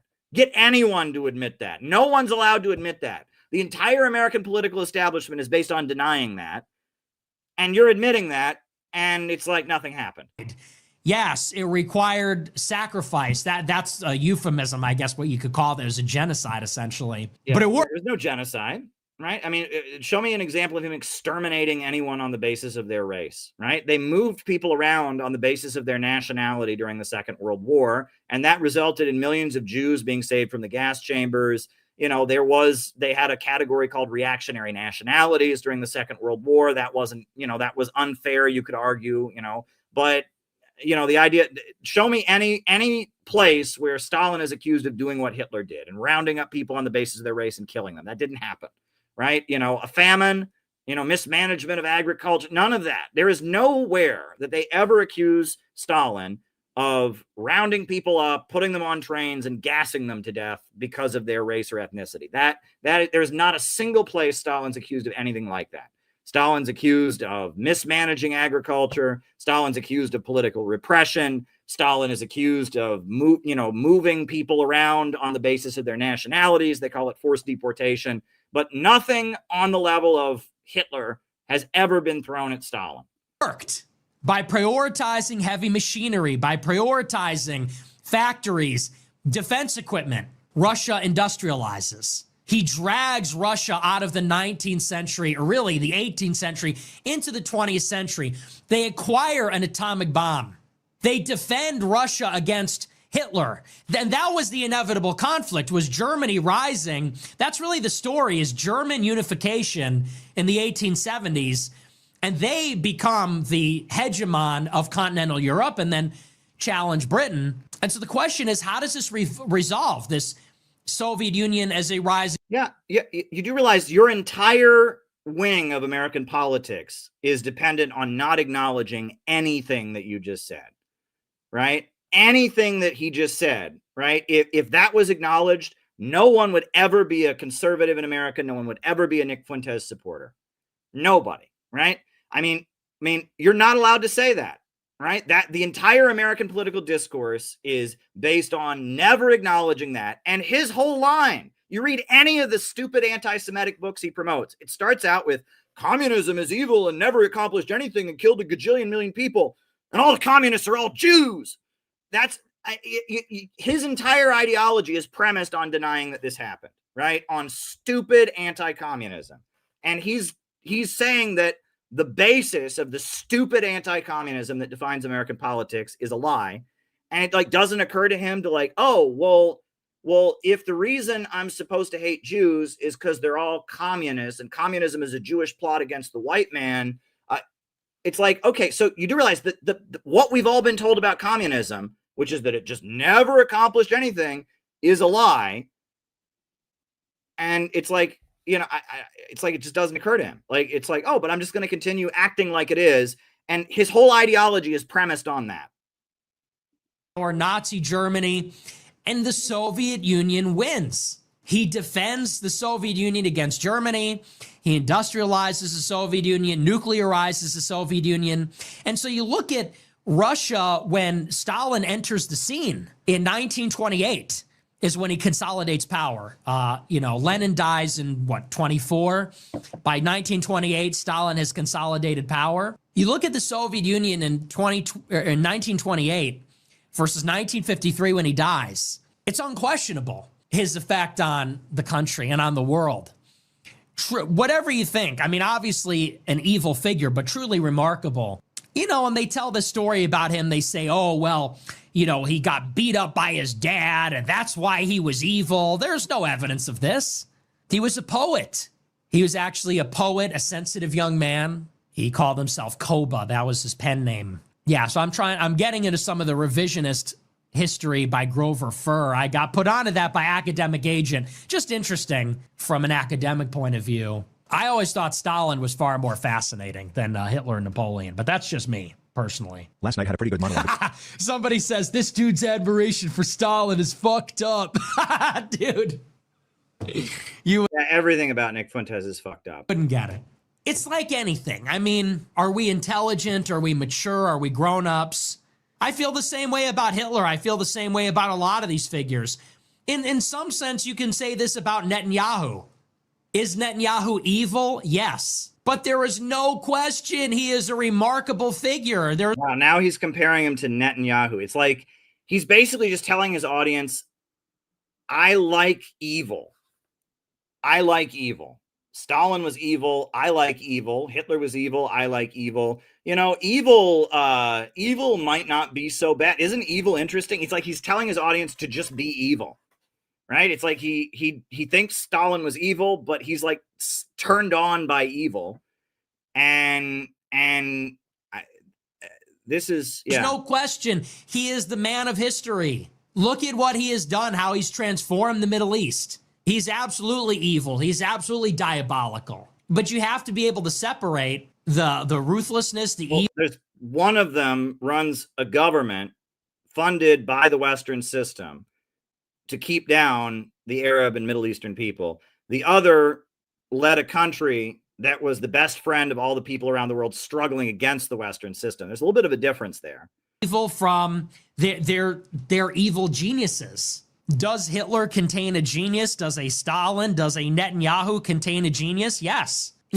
So just so you all know, you can go viral defending Stalin as long as you admire him because you think he's like Netanyahu. This is like, they're like fucking with your head here, right? It's like they know that because of the hard work that a lot of people have done, and because Russia is a widely respected country, that the old line about Stalin was worse than Hitler and the Soviet Union never accomplished anything and all that, it's not going to work anymore. So now we're getting this version of maybe Stalin wasn't so bad, but we're going to repeat all the propaganda against him, and we're not going to, I don't know. It's infuriating, right? As somebody, again, my problem is that I take this seriously. I take this seriously. I really do. I take this seriously. I'm building a real organization. I'm not on the internet trash talking like these grifters are. I'm actually trying to build a real organization and get real shit done. And we've accomplished an amazing amount by doing that. But, there's a huge industry now for people who it's just a game. It's just a game. It's just an insult comedy game. Zionism is the enemy of all workers. And I just to cancel that out, I'm going to put on a video I did a while back, again, edited with the help of the great Peter Coffin, just kind of ranting against this stuff, called Anti-Communism Hurts Everyone. But before I get to that, if you do have any more questions for the second half of the show, a few people have sent in Rumble rants or buy me a coffees. By all means, send questions. Give me something to talk about in the second half of the program. I'm going to put on Anti-Communism Hurts Everyone, just a video that I did a while back about this, and thanks to editing, but from Peter Coffin and all of that. Then we'll do the roll call, and then I'll answer questions. I am going to show a couple more videos of different stuff, during the roll call, or during the Q&A period, like I always do. But send questions, folks. Communism hurts all of us. It's not just about being wrong about communism. It is a poison pill that has destroyed so many lives and has made so many people right here in this country miserable. All kinds of awful things in your life are justified with anti-communism.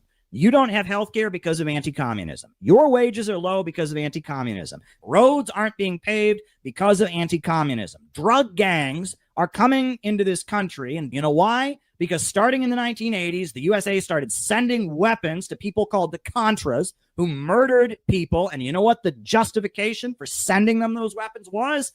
Anti-communism. The other major issue of the hearings, of course, was the diversion of funds to the Nicaraguan Contras. I believed then, and I believe now, in preventing the Soviets from establishing a beachhead in Central America. And it's based on a pack of complete lies.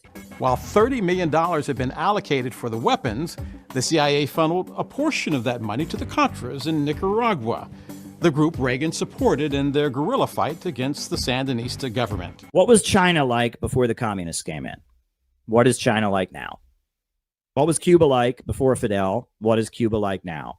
What was Libya like before Gaddafi? What was Libya like under Gaddafi? And what is it like now? I mean, it's obvious. They do everything they can to obscure the obvious. Communism has been a largely successful economic system. That doesn't mean human rights weren't violated. That doesn't mean there were serious shortcomings when it came to the production of consumer goods. That doesn't mean that there weren't, crimes, atrocities committed, innocent people put in gulags or murdered. But the standard line, communism just doesn't work, is bullshit. It's complete and utter bullshit. Communists invented space travel. Communists turned the Soviet Union into an industrial superpower. Communists have built the largest telecommunications manufacturer in the world. Communists have built the world's largest hydroelectrical power plants. Communists invented the mobile phone. Communists have done astronomical, amazing things. Communists have lifted hundreds of millions of people out of poverty. These are undisputed facts. And the desperation. Well, there was this famine in like the early 60s in China. There were famines every day before the communists took power. Every year people died of malnutrition. There were all kinds of famines before the communists took power. Oh, yeah, but like Stalin, he killed people. Wow, I can't think of any capitalist government that's ever killed anybody. Oh, well, you didn't have human rights in the socialist countries. Geez, I can't think of any capitalist society that's violated human rights before. It's all just bullshit. Oh, communist countries don't have human rights. Plenty of capitalist countries don't have human rights. Oh, communist countries, there's famines. There were famines every day, and it's the communists who built the agriculture and mechanized agriculture and raised people out of poverty and got rid of that. So that doesn't work. Right? Oh, well, the communists, they jailed and oppressed a bunch of people. Well, the biggest rate of incarceration in the world today is the United States of America. Right. Well, communist economics, they just stifle innovation. Well, it's funny that they invented space travel and mobile phones and satellites and, LED lights and all of that. It's funny they invented all that, it's pretty wild. Anti-communism is just a pack of lies, right? Compare Nicaragua to Honduras, Guatemala, and the surrounding free market countries. Nicaragua, Christianity, socialism, and solidarity, the Sandinistas, people are doing pretty well. Cuba sends literacy volunteers and medical volunteers all over the world. According to Ban Ki-moon and all kinds of sources, they have the best medical school in the world, one of the best medical systems in the world. When Libya was a socialist society under Gaddafi, people from all over Africa were trying to get into Libya to try and get some of the access to the wealth that socialist oil production was creating, the socialist society there. Now that Libya has been bombed into the free market and bombed into capitalism and chaos, people are drowning in the Mediterranean trying to get out of Libya. So it's just a pack of lies, period, right? And you know what infuriates me the most about anti-communism? The arrogance. Right? These anti-communists, they're just like, well, communists want to divide up everything equally, and that wouldn't work because then everyone would be lazy, right? And they think that like the millions of people who died fighting for communism in China, the millions of people who died fighting for communism and defending the Soviet Union, and waving the hammer and sickle, the millions of people who gave their lives for communism, the millions of people who fought and gave their lives to the mission to create a socialist society, to reach that ultimate goal of communism, were just so stupid that we didn't understand that everyone getting paid the exact same wage doesn't work. It makes me angry. They have this simplistic understanding of communism, and it never occurs to them that the millions and millions of people who fought for the Soviet Union, who rallied to the defense of the Soviet Union, all of them were just so stupid that they didn't realize, right, that all the people who built China into a modern country under the leadership of the Communist Party, studying Mao Zedong thought, Deng Xiaoping theory, all of them were just so stupid that they couldn't understand everyone can't be equal, then everyone would be lazy. And that's what's the most infuriating thing about anti-communists. They have no desire to know what communists actually believe. They have no desire to understand what communists stand for. They assume that we're all just like, 3-year-olds going, it's no fair. Some people have more money than others. It's no fair. It's no fair. And then, well, you need to understand those people worked for their money, little Johnny. And they think that solves the argument, right? Anti-communist tropes are the most annoying thing, right? I had a teacher who said communism is if I gave every kid in the class a C, right? And it's like that's the level that anti-communism is. It's stupid, right? It is idiotic. It is insulting, right? And it's arrogant. It's the height of arrogance, right? They don't want to know. They don't want to know what communists actually believe because they're afraid of the social consequences for knowing it. That's all it is, right? They have no idea what communists believe. They have no idea why they believe it, and they're scared to actually learn it because they're afraid they might get in trouble. They might get canceled. People might judge them. Communism is a bad thing to be in America, so I better not know about it. I better just memorize a couple dumb cliches about every kid in the class getting a C or whatever, because if I investigate it and I actually learn it and I actually learn that there might be some truth in it, I might not fit in. I might get judged. I might get persecuted. Well, maybe you should take a $1 bill out of your fucking wallet and look at the founders of this country. Do you think they got persecuted? Do you think they got persecuted? Do you think they risked anything You know, why don't you ask yourself about Martin Luther King Day? Who was Dr. Martin Luther King Jr.? Do you think he took any risks for what he believed? Do you think he just went along with what everyone else said because he didn't want to know, because he might get in trouble? History is not made by cowards, and intellectual cowardice infuriates me. And most anti-communism is nothing but intellectual cowardice.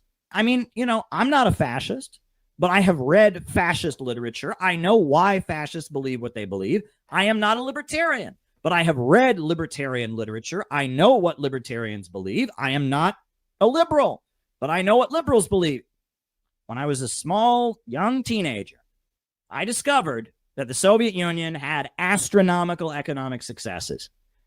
And when I saw that, I got angry because I had been lied to. Because everything I'd been told about communism, well, it just doesn't work. It was a pack of lies. And those utter lies, they don't just cause people to not believe in communism. I was here in New York City in 2011, and there was a bill that was proposed. I wrote an article about it at the time. It's in my compilation of articles, Capitalism Must Be Destroyed. Mayor Bloomberg overturned, there was a bill requiring all cities, all firms that do contracts with the cities to pay their employees $10 an hour. Pretty basic, right? That if you do business with the city, you got to pay a living wage. Mayor Bloomberg vetoed it. And you know why he vetoed it?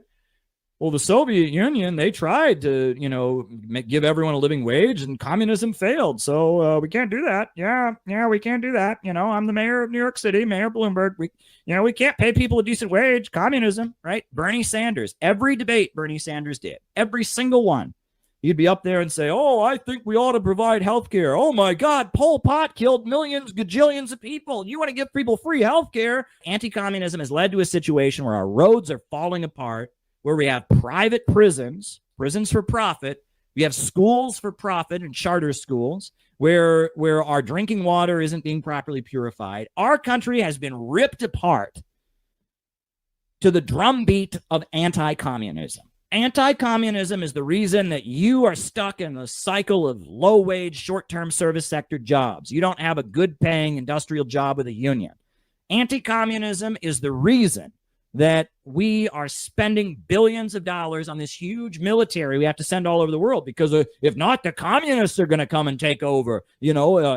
Anti-communism is why they're sending billions of dollars to Ukraine. Well, that Putin, he's a KGB guy. He's trying to rebuild the Soviet Union.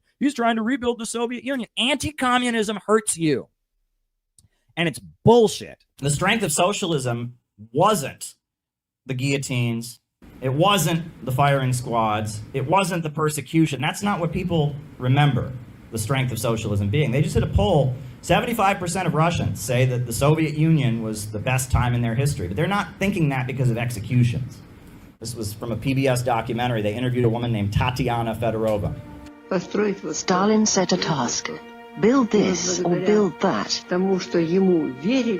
And thanks to the fact that people trusted him and this enthusiasm of young people, it was possible. Remember, this was a country where people were illiterate, lived in virtual darkness, wore birch bark shoes. Even now, I think it's like something out of a fairy tale. How was it possible at one of the most difficult times to raise these great construction sites? It was only possible through the unity of the people and the love of the people for their idol. And the reason Stalin remains wildly popular in Russia, it's not because he executed people, it's because he mobilized them to build that country up from nothing. This was a country... He built some of the world's largest power plants, he wiped out illiteracy, and he built a modern industrial country. He raised millions of people up out of poverty. The strength of socialism was not that it punished people and that it persecuted people, but rather that it enabled people to go out and build and construct. I've said to many people, I'm not a socialist because I want to destroy America. I'm a socialist because I want to save America. Alrighty, folks. So sometimes I get fired up about these things, and it's interesting because we're at the point we don't even call ourselves communists anymore, because most of the communist, people that call themselves communists in America are just woke people. They don't even agree with anything I just said in there. So I don't know. We're in a weird spot. And, I I don't know. I mean, maybe it's good on some level that Nick Fuentes said what he said. Maybe some of the people watching it will, actually ask some questions. I guess he did reference Academic Agent, who interviewed me. And that interview was wildly appreciated by his audience. So I don't know. We're in a weird spot. I do get fired up about the lies I've been fighting against my whole life. And I will say, while at the same time, the world is in a complicated best of times, worst of times kind of scenario, discourse in America is at a devastating low, right? On the one hand, we've got, the right wing that thinks woke people, obnoxious woke people who hate the working class, who want economic degrowth, who think that working class are all fascists. They think that they're communists and that they're somehow the same as China and North Korea, and all the countries fighting imperialism are the same as these obnoxious pro-imperialist woke people.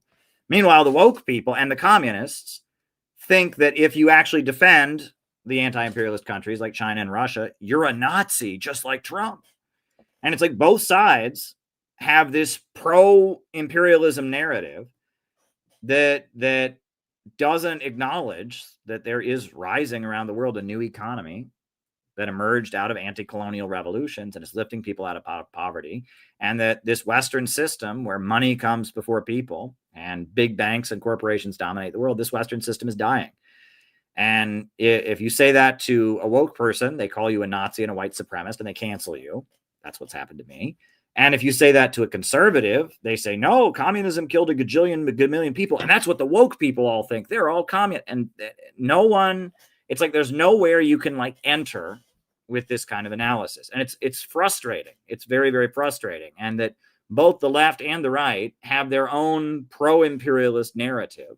It's like we're finally arguing about communism in America, but the argument is fucked. It's completely fucked. And it's frustrating to me, again, because I take this seriously.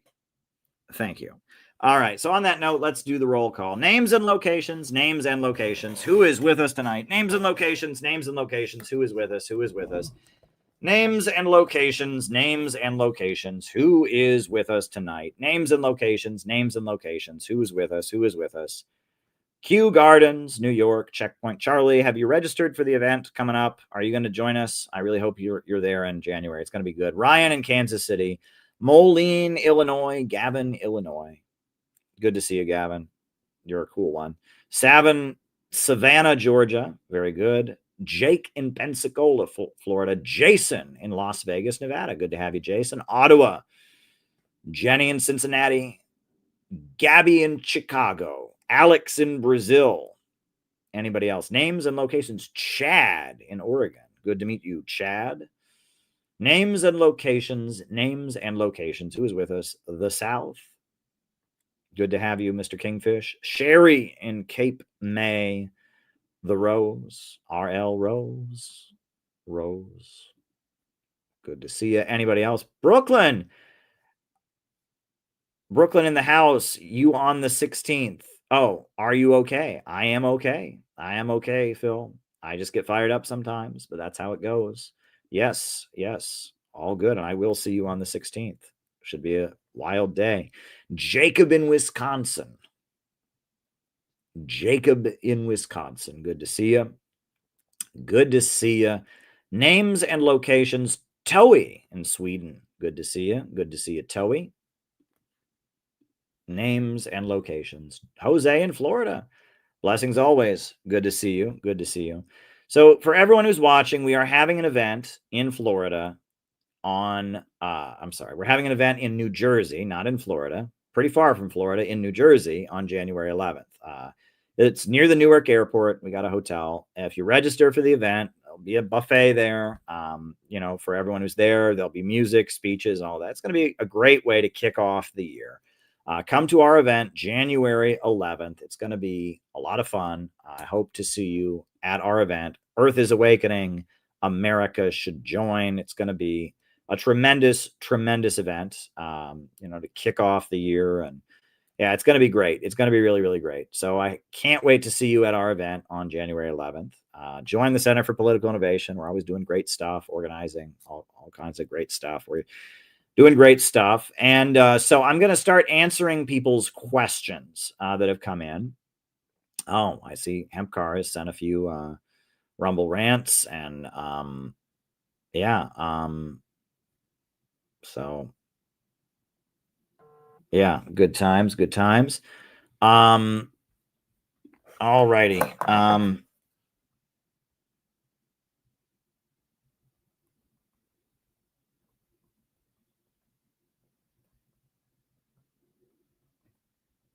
Hold on.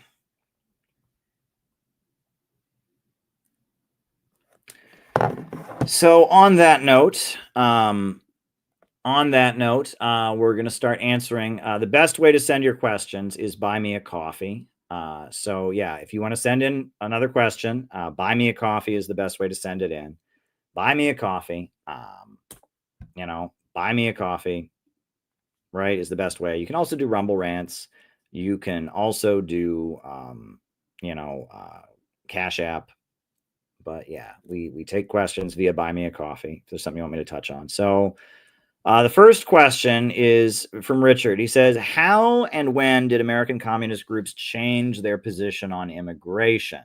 I mean, this seems like a web of contradictions. For example, I saw Bernie praise Trump's border policy and read about how Cesar Chavez and the IWW in the early 20th century were actively trashing Chinese and Mexican immigrants for being strike breakers.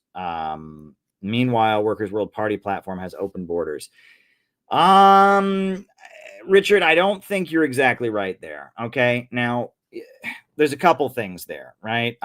You said some true things there. First of all, Bernie Sanders and Democrats have long been critical of big business for hiring undocumented workers, right? It used to be there was an anti-Walmart website. In fact, Lou Dobbs used to be on MSNBC, and he would make, arguments, But in terms of communist groups, the IWW was primarily immigrant workers, the industrial workers of the world.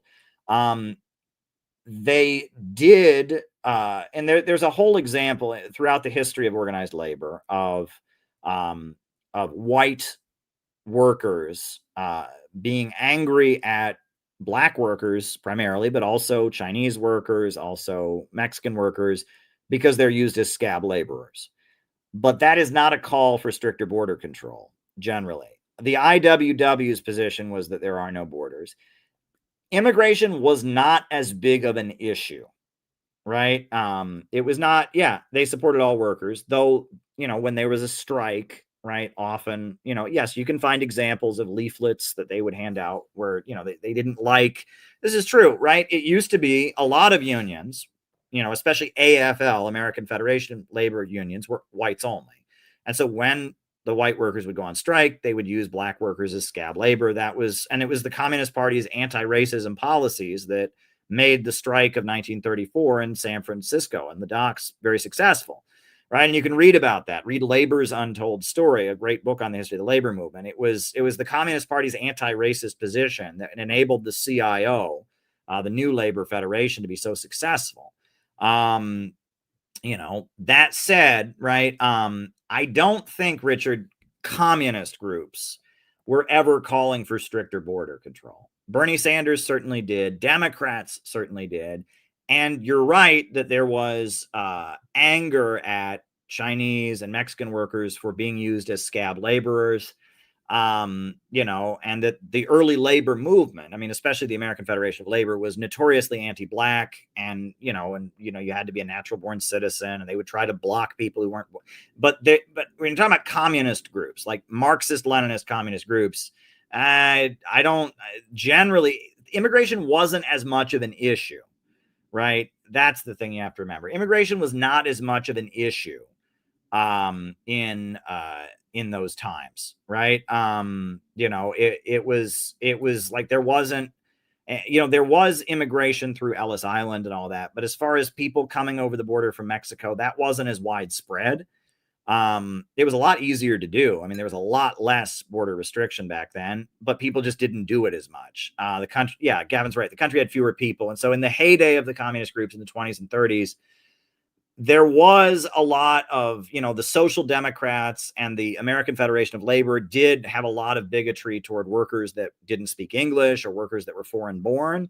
But in terms of the issue of illegal versus legal immigration, that was not an issue at the time. So, Richard, I just don't think you're accurately representing it. Now, Cesar Chavez has been widely criticized by communists, actually, for the fact that when he was, running the Farm Labor Organizing Committee, that he did, he did try to enforce immigration law because, if you hire an undocumented immigrant, you're doing it off the books and you don't have to pay them union wages, right? And so, as part of demanding that the fruit bosses, the crop bosses, pay a decent wage, it was only hire people on the books.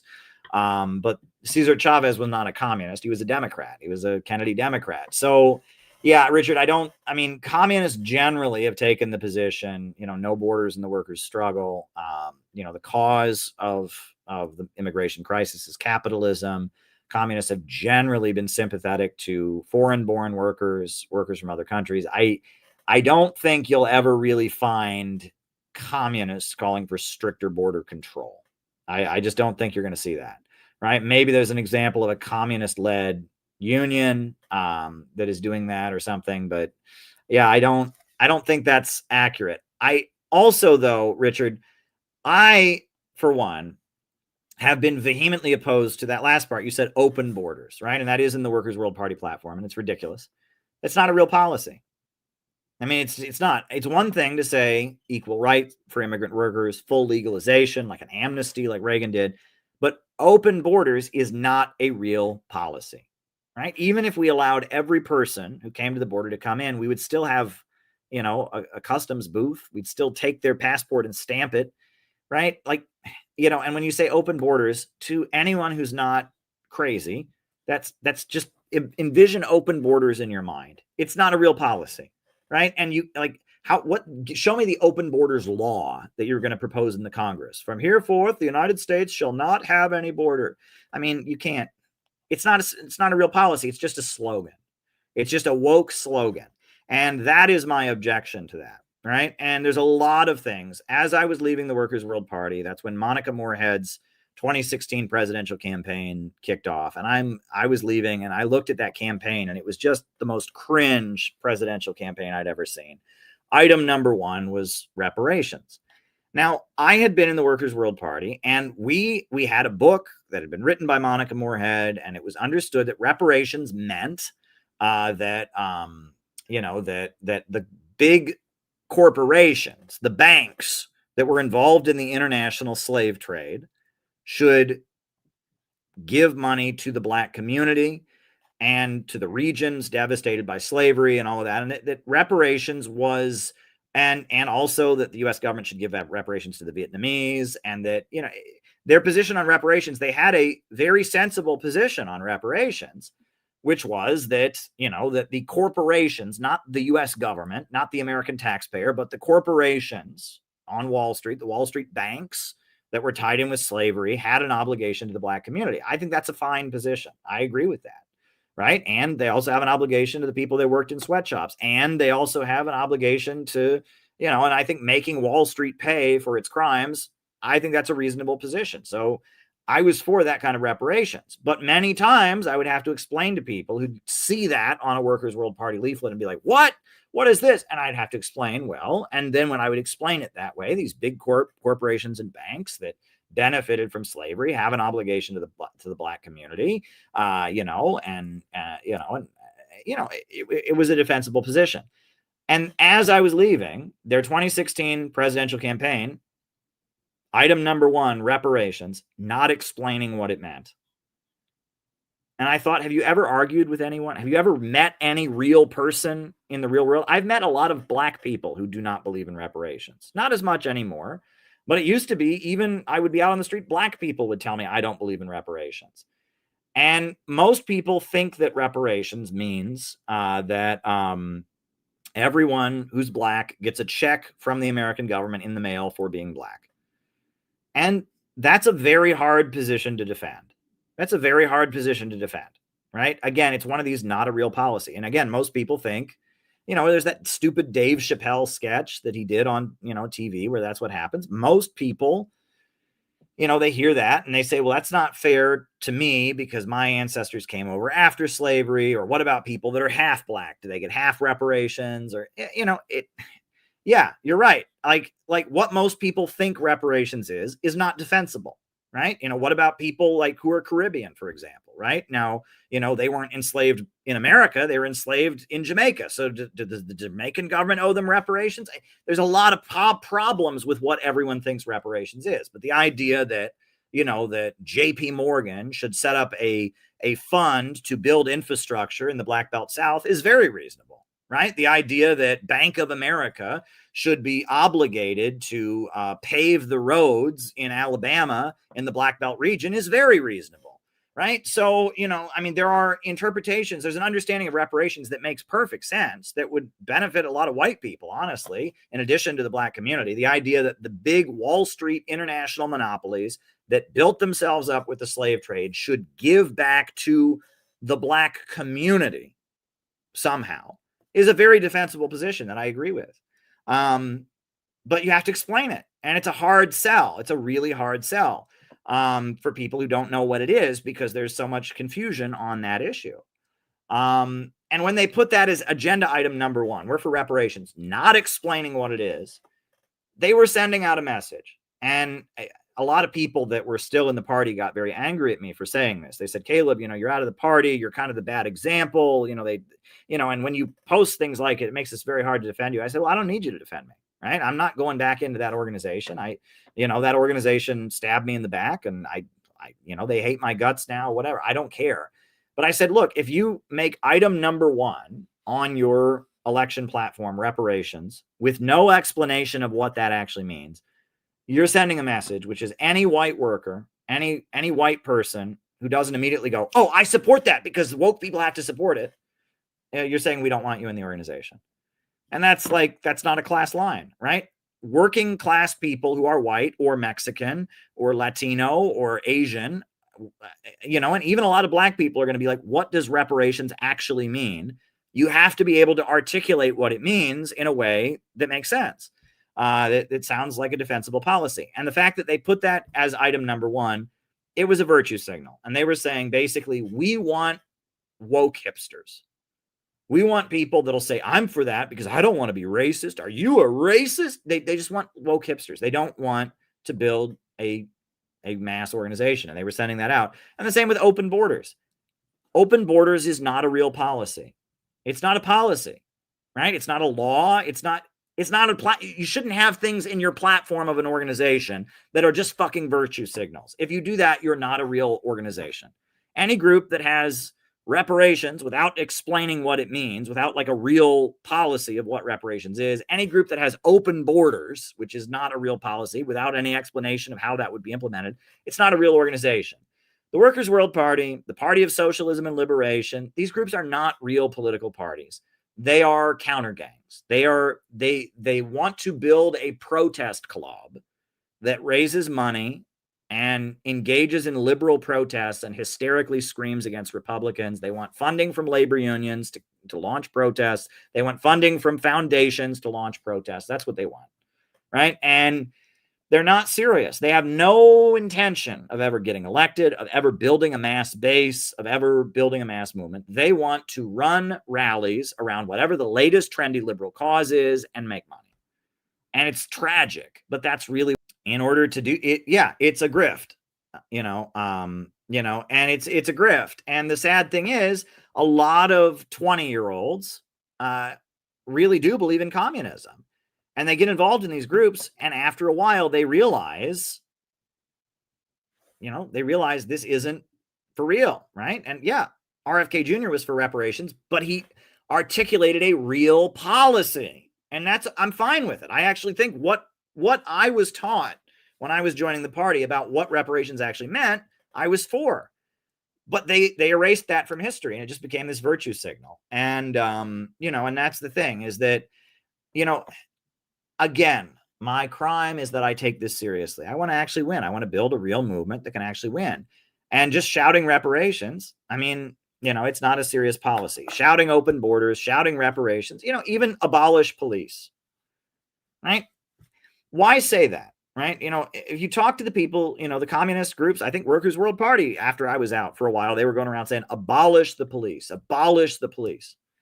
What does that mean? So your home's being broken into at midnight, or there's a pedophile in your neighborhood who's so what happens then? Right. And if you could confront them with this, they would always sort of say, oh, well, we're going to build a community organization that defends the people, that will enforce the people's law. So you're not saying abolish police. You just want to get rid of the capitalist state. You want a socialist revolution. You want a new police force that's in line with your values, serving your class interests. Why don't you say that? If you say abolish police, most people think you're cuckoo, right? They think, what? Abolish police? So people are going to speed on the highway and nothing's going to happen? It doesn't sound rational. And if you actually argue with them, they tell you, well, actually, we do want laws. We do want law enforcement. We do want, prosecution of criminals. We just want it done differently. We want it done in line with our socialist communist beliefs. We want it done in the interest of our working class or whatever. Well, just say that. Why don't you say we want a workers' government, a working class government, or a government of action that fights for working families, God forbid? Why are you saying abolish the police?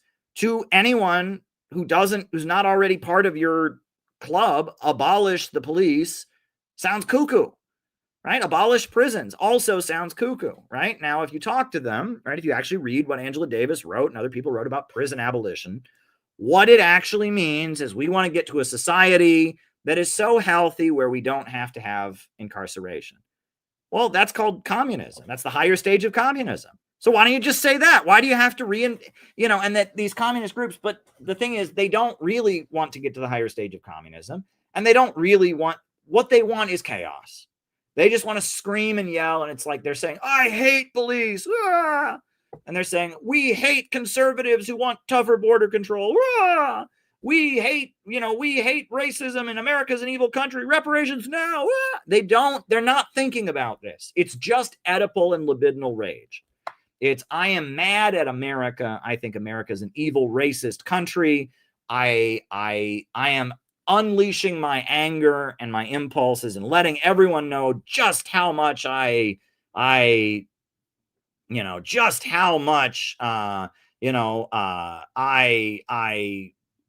and I'm mad, and that's all it is. Okay.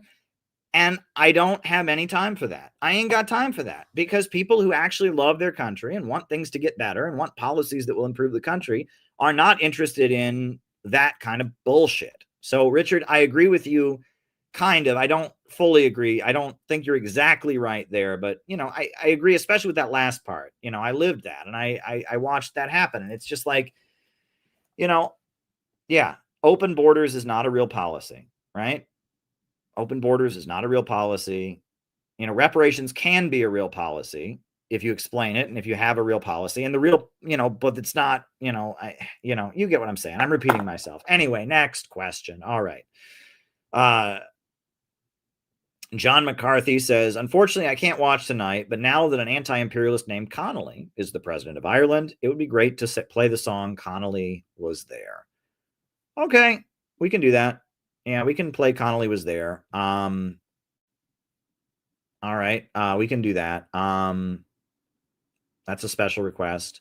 We can do that. And then there's Tavis Gibbons said, the FDR years resulted in some great achievements for humankind as a whole. Was the pressure behind this from political parties or organized labor, or both? What is a likely avenue to get political action, organized labor, or forming political parties?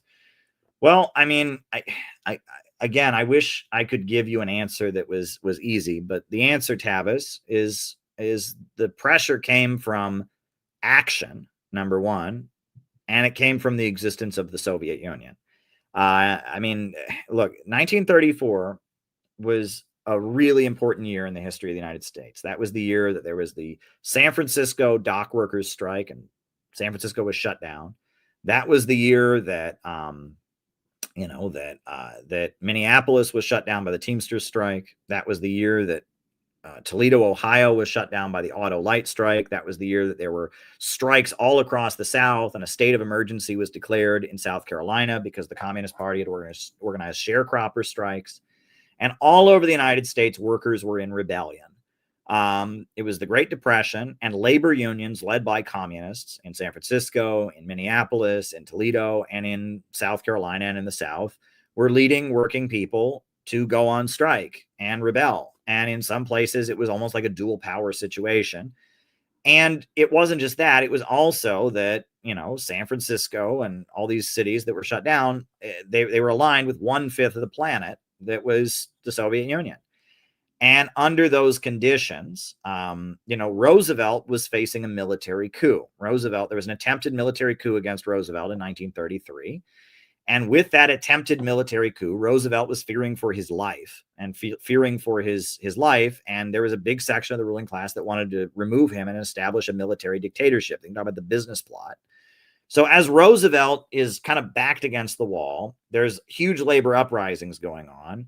Roosevelt is fearing that he's going to be overthrown in a coup. Roosevelt enters an alliance with the dock workers and an alliance with the Soviet Union. In 1935, Roosevelt recognizes the Soviet Union. Roosevelt embraces the labor movement. He passes the Wagner Act, legalizing labor unions. And then he passes the Works Progress Administration, just starts hiring unemployed workers, giving jobs to millions of unemployed people. Roosevelt is at odds with the rest of his own class. Many capitalists want to remove Roosevelt and set up a fascist dictatorship.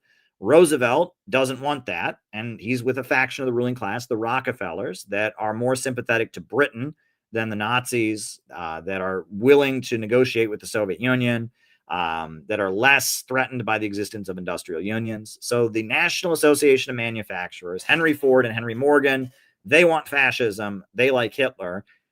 Roosevelt likes the Rockefellers and the British Empire, and they're more tied in with finance. And so Roosevelt enters a strategic alliance with the Soviet Union and the labor unions for his own protection, because there's divisions of the ruling class.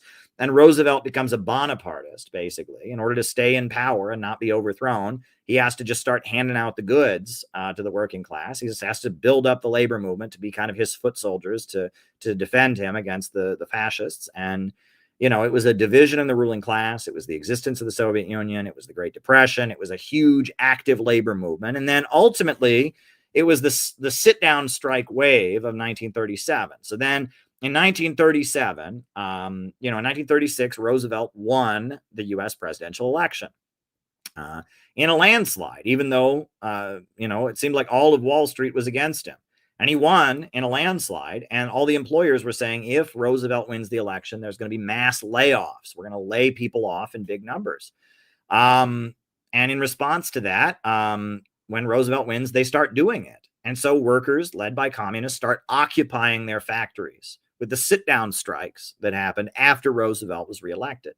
And they start just saying, well, if you're going to lay us off, no, we're just going to seize our factory and we're going to demand our right to our job. And Roosevelt gave support to the sit-down strike wave, not directly, but his administration basically said, I'm okay with this, and his fireside chats. And when it came out that the president supported workers occupying their factories, you had the sit-down strike wave of 1937, where there were hundreds of sit-down strikes all across the United States, and the CIO, the Congress of Industrial Organizations, exploded. And in that circumstance, that's when Roosevelt created unemployment insurance. That's where he did the first minimum wage, the Fair Labor Standards Act.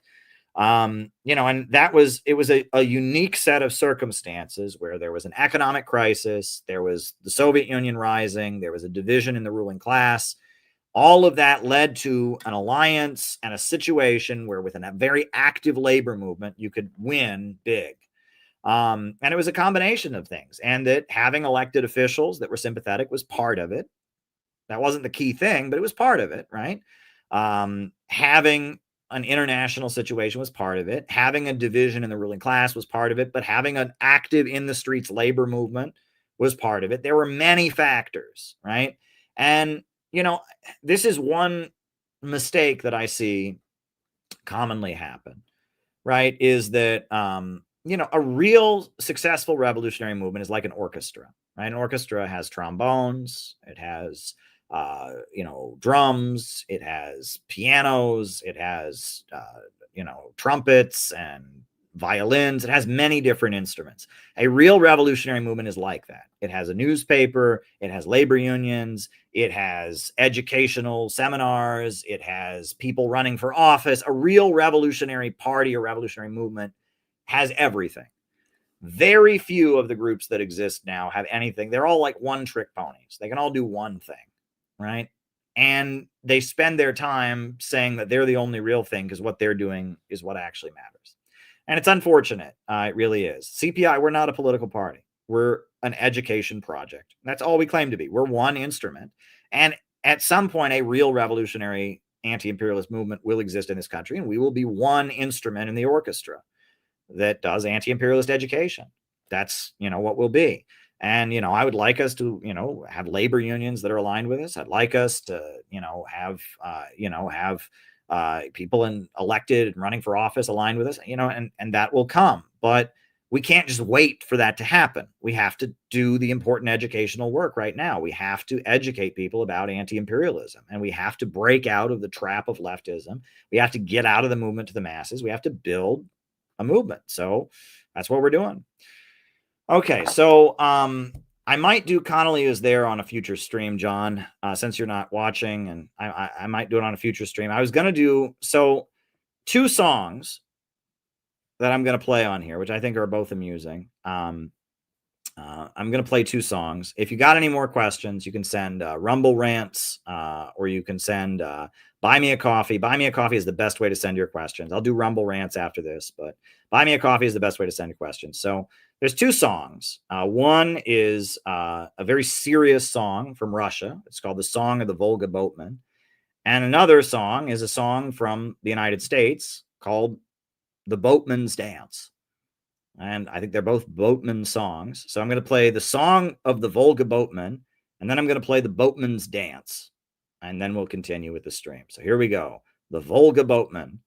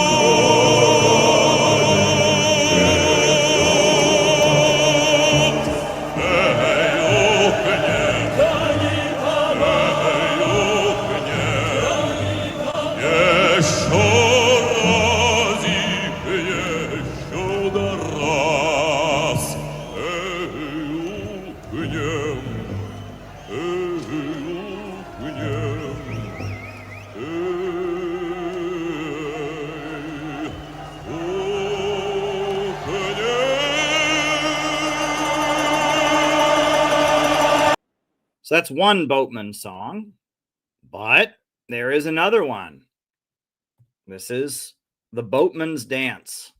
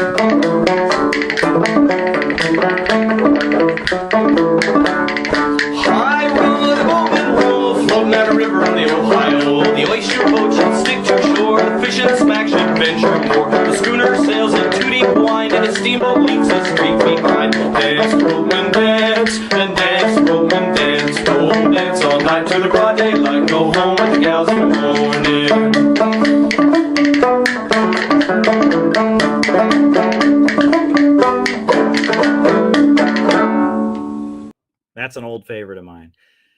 All right. I will. All right. So Hempcar, he sent a Facebook video. I can't show Facebook videos on here. Both of them are of Marjorie Taylor Greene doing great stuff, though, in terms of, going after the different, the big pharma and stuff. I think that's really, really awesome. Now, Penny sent a video here. Shanghai-born Olympic champion claims first national games gold. That's pretty cool. All right, we'll put that on. Penny sent this video, which we do appreciate. We do appreciate that video.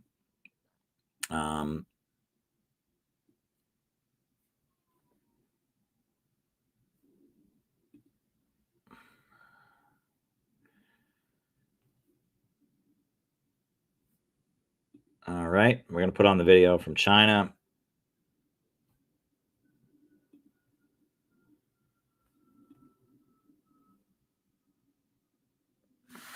Shanghai-born Olympic champion claims first national games gold in women.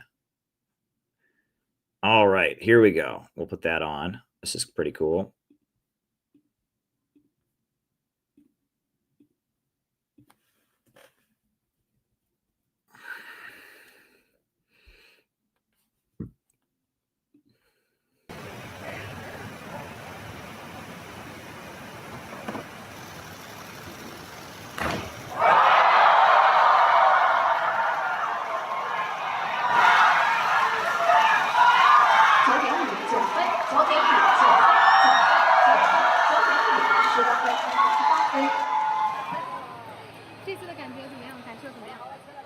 首先非常开心能在场上面看到有这么多的新生代力量，然后源源不断的涌出来，然后也非常替他们感到开心和骄傲。跳水这个项目是一个自己跟自己比的项目，然后对于我来说，一直面对的和我自己想的就是不断的超越自己，然后其实大家所看到的稳定，更多的我觉得是源于训练的系统，然后包括比赛经验的积累。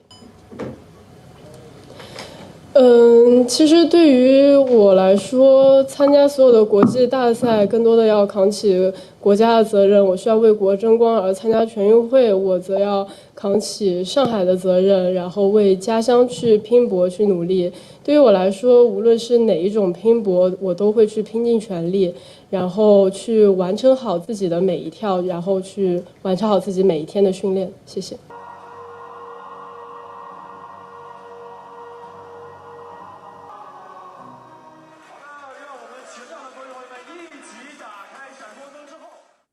Very cool. Very, very, very cool. So the other thing is, I guess Penny, she gave a speech at her local Toastmasters club about CPI, which I thought was kind of neat. And it was a short presentation. So I thought I would put that on, why not? Right. I thought it was very sweet that Penny, she was just speaking about what it's been like to join CPI at the Toastmasters Club where she lives. And she sent me the video. And I thought it was a nice talk about CPI, right? And what we believe in and all of that. I thought it was pretty neat. So yeah, we'll put that on. This is Penny's speech to her local Toastmasters Club about CPI. Thank you, Toastmaster, for that introduction. It's great to be here with our fellow Toastmasters in person and online. Towards a brighter America. Do you ever feel that life these days is like riding a tilt-a-whirl? The media feeds us a steady diet of hopelessness and lassitude and fake news. But outside the internet, there is an upsurge in revolution around the world. And I want to use my leadership skills and my charismatic speaking skills to nudge America towards a brighter future. In 2018, during the pandemic when my son Angel turned 18, everything that we held dear, like fixing bikes at Cycles for Change and selling them on Craigslist, youth band, playing guitar at street outreach, was suddenly ripped away from us. And then my mom was no longer able to care for herself. She came to us with her whole life packed in 2 duffel bags, all the way from Illinois. Wow. Is that it? You work, you raise a kid, you take a few vacations, and you hope that your kid can take care of you when you're old. She needed me to take care of her, but I couldn't. But that's another story. At the same time, businesses and schools and places of worship were shut down. Our government was sending billions and billions and billions of dollars to foreign wars to protect democracy. I was terrified that Biden was going to draft my son to serve as cannon fodder in a proxy war to start a nuclear war with Russia. For what? In my search for answers, I found a group of anti-imperialist activists who are building an anti-monopoly coalition to stop the march towards World War III and a low-wage police state. They're called the Center for Political Innovation. They believe that the way to peace and prosperity is through trade, not war and sanctions. They're called the Center for Political Innovation, CPI.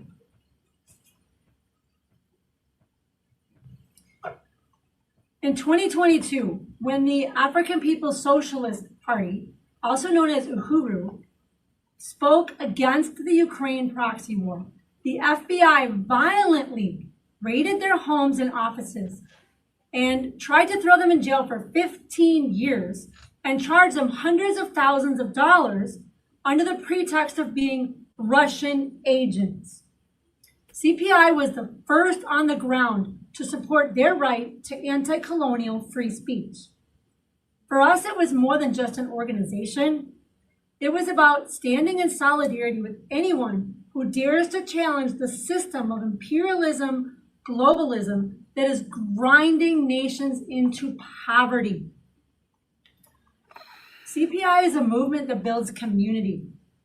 It has given me the purpose that I thought I had lost, and it has turned my fear into action, confidence in motion. Now I write articles and post videos for our website about development projects in other countries to give a glimpse of hope in the dark news cycle.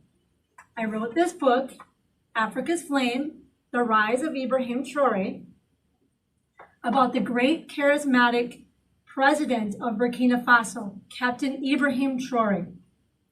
Burkina Faso is liberating themselves from French neocolonialism, and they are fighting with their allies, their neighboring countries, Mali and Niger, against the ISIS terrorists who are backed by NATO. As our infrastructure is crumbling, our bridges are falling apart, planes are falling out of the sky, housing and medical care and education and groceries are becoming more and more unaffordable. Burkina Faso is investing in agro-pastoral and fishing offensive. And they're building factories and roads, and they offer free healthcare for women having babies. And they are giving free education from kindergarten to college. And you get a stipend when you're in college so you can focus on your studies. They want to rebuild their country. And what would the world look like if American leaders were building instead of bombing? Burkina Faso and its allies, including Russia, are showing that the way to peace and prosperity is through cooperation, not domination. On April 30, after the United States AFRICOM had signaled regime change intent in Burkina Faso, CPI was proud to join with the Uhuru movement and other organizations to march in the streets in support of Ibrahim Traore and Burkina Faso. With our banners, we marched and we shouted, "Hands off Africa, hands off Traore, hands off Uhuru." So you see, we're making a difference. We're not just an online fandom.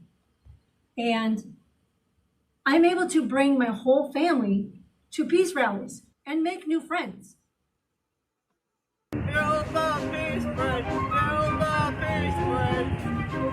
support peace talks and Ukraine war. We support peace talks and Ukraine war. So why Toastmasters? Well, even Burkina Faso is part of Toastmasters. And I want to be able to use my public speaking skills at an upcoming event for CPI as the team captain of Minnesota, because I will be delivering a speech about the history of our organization on January 11th. So using my charisma, I want to use my public speaking skills and leadership skills to grow our organization and to nudge America towards a brighter, more prosperous future. Thank you. Yeah, that was great. That was fun. I enjoyed that. You know, it's great. People in their community, they're picking up what CPI is about. They're doing outreach. You know, I think it's great. I think it's awesome. And, you know, we have a good community of folks that, you know, people who just, you know, they understand what we're about. They like the message, and they want to get involved, you know, and that's what builds a real organization, a real community. So, yeah, All right. So do we have any other Rumble rants? Look at the Matrix ages 0 to 4. I'm not going to look at anything like that. Why would you send me something like that, Hempcar? I'm sorry. There's some things I can't talk about on streams, man. Don't send that to me. Think, man. All right. Yeah, I don't know why you put that in there. I don't want to see that. All right. Do you think the U.S. can successfully overthrow Venezuela Chavistas by bombing Caracas? Says left is best. No. They can't. Not by bombing them. They would have to have a ground invasion, and that ground invasion, Venezuela is ready to fight it off. No, airstrikes on Caracas would not overthrow the Venezuelan government. It would be devastating. It would be a crime against humanity, and I really hope they're not stupid enough to do that. Russia and China are ready to defend them. They've got Chinese equipment. They got volunteers. Colombia is ready to defend them. It would be an absolute disaster if there was a direct U.S. attack on Venezuela. But if you want to talk about overthrowing the Venezuelan government, that would require a ground invasion. That would not be something that could be accomplished with airstrikes. A lot of people could be killed, a lot of civilians, a lot of people could be killed, but would the Bolivarian government, just fold because they got bombed? No, that wouldn't happen. I really hope that they're de-escalating with Venezuela. This whole Venezuela situation is complete bullshit. And, if those ships really had drug dealers on them, they would have arrested the survivors. They would release the names. They would seize the ships as evidence. I do not believe for a second that those ships had drug dealers on them. And Colombia has the name of one of the people who was killed on the ship. And they said he was just a fisherman. And again, if they were drug dealers on the ship, why don't you release their names and tell us about them? Why don't you give evidence from the ship? Why don't you, there was one ship where it was sunk and there was a couple survivors. They sent them back to Venezuela. They didn't even arrest them. You'd think if these were drug ships, they would then arrest the people on board. So no.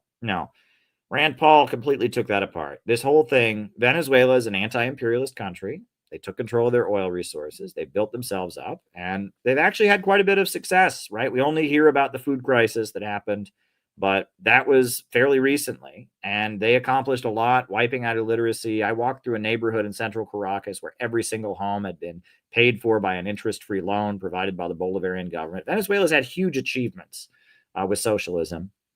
They have faced a devastating amount of sanctions and all of that, but they've managed to pull through because there's a group of people in Venezuela that are very, very dedicated. Venezuela is about a third, right? You got a third of people that are against the government. You got a third of people that are like pro-government, but they're mixed, right? They think the government's done some good things. They're critical. But then you have a third of people in Venezuela, the people in central Caracas, the people in the collectivos, the people up in the mountains. Those people are really dedicated. They will go down fighting. They are loyal, and those folks, they will go down fighting, and they all have guns, and the whole country is locked and loaded. They've got, militias in every neighborhood. They're handing out guns like you wouldn't believe. They've got all kinds of Chinese fighter planes and Chinese tanks and Russian military equipment and Russian Wagner Group fighters, and they're ready. If there was an actual invasion of Venezuela, the human cost for the United States would be massive.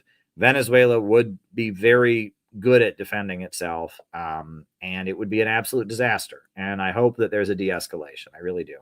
I hope that we can just move away from this whole Venezuela thing because, Venezuela is not a threat to us. They are not. And the drug stuff about them is absurd. Drugs are coming to this country from Ecuador. Drugs are coming to this country from Mexico. But Venezuela, no. Venezuela is inconsequential in the international drug trade.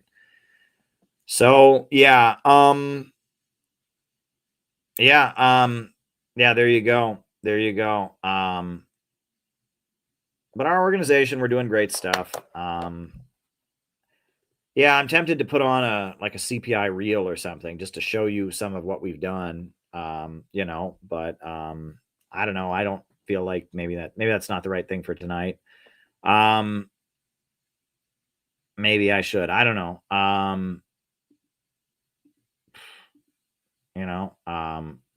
This is a clip from a documentary we made. We've been talking a lot about Stalin, right? This is a clip from a documentary we did about,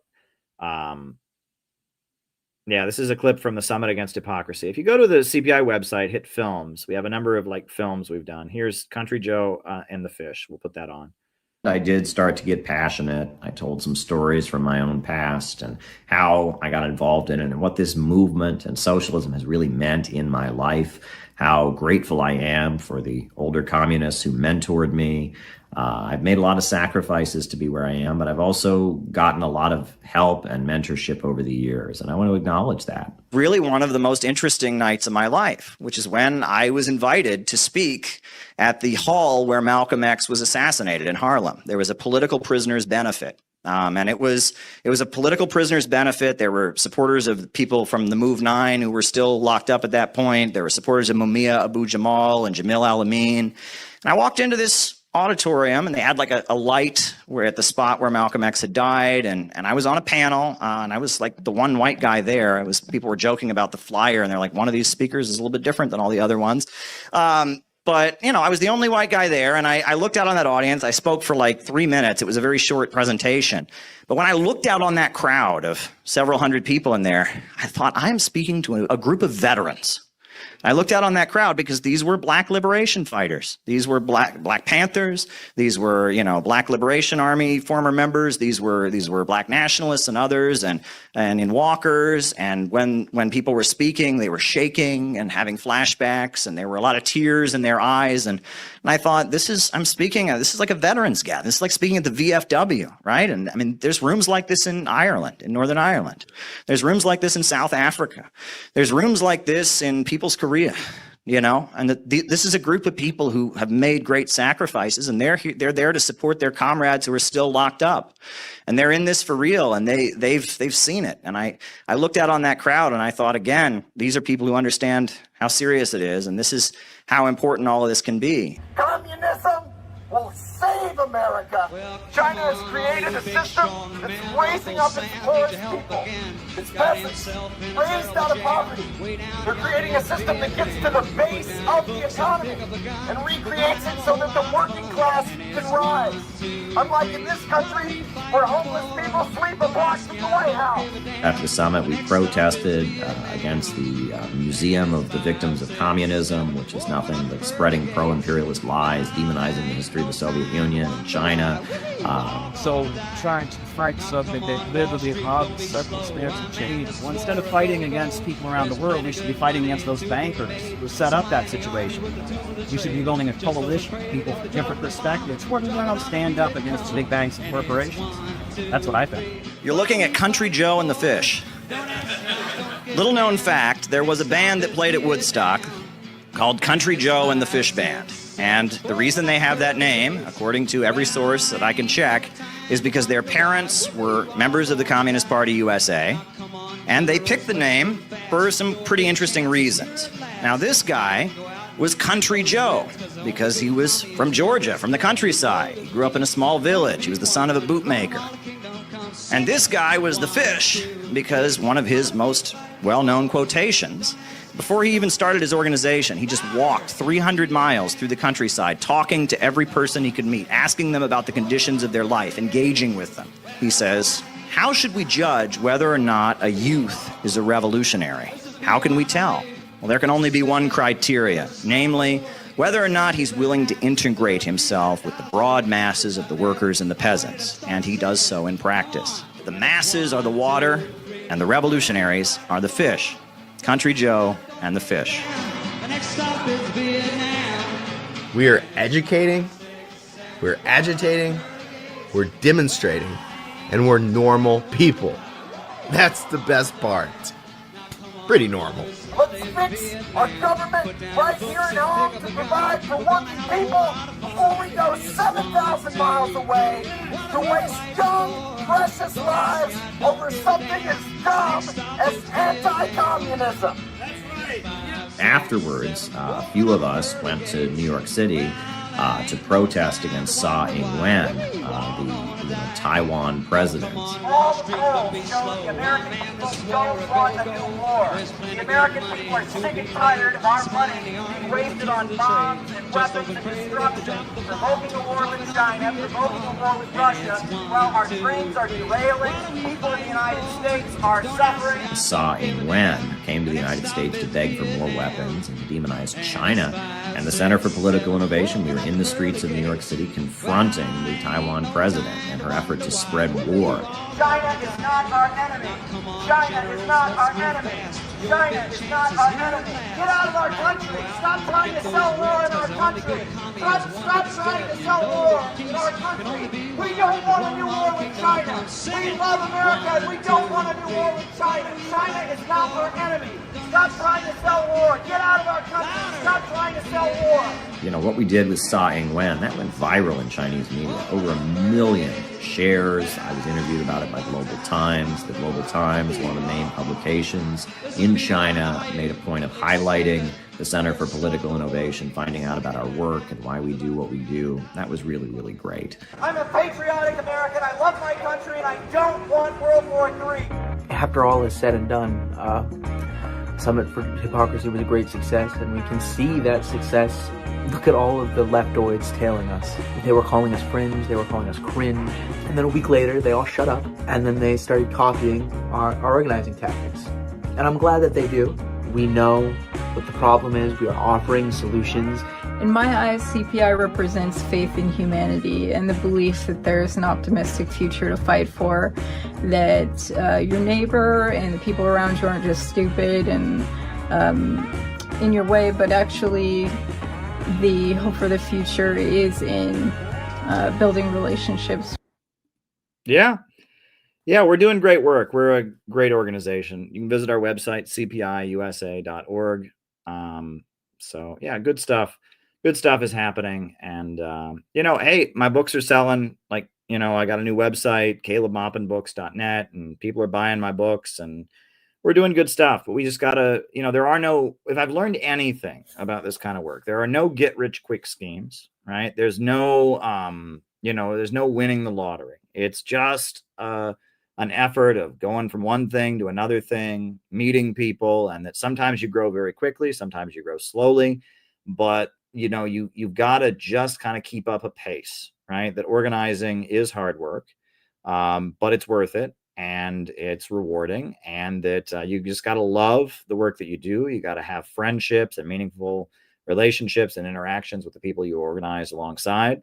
You got to love the content and the ideas that you're spreading, and you got to organize and build a movement, right? And it's not easy, right? It's not easy, and that things go wrong. There are sometimes setbacks, so yeah, you just got to keep going. Yeah, no shortcuts. That's a good way of putting it. There are no shortcuts, and you just got to do the hard work. And sometimes it's easier than others. Sometimes you have a breakthrough here or there. Sometimes you have a setback, but you just got to keep going, and you just got to keep organizing. And that, we have a really good crew of people. And that's the thing. Coming out of this summer, we had our national convention in Chicago, and we had a 7-day workshop. We have a good team now, a team of very solid people. There's people that come, there's people that go, but we have a team of people now that is very solid, right? We have a crew of people that are pretty solid, very, very solid. And I like that.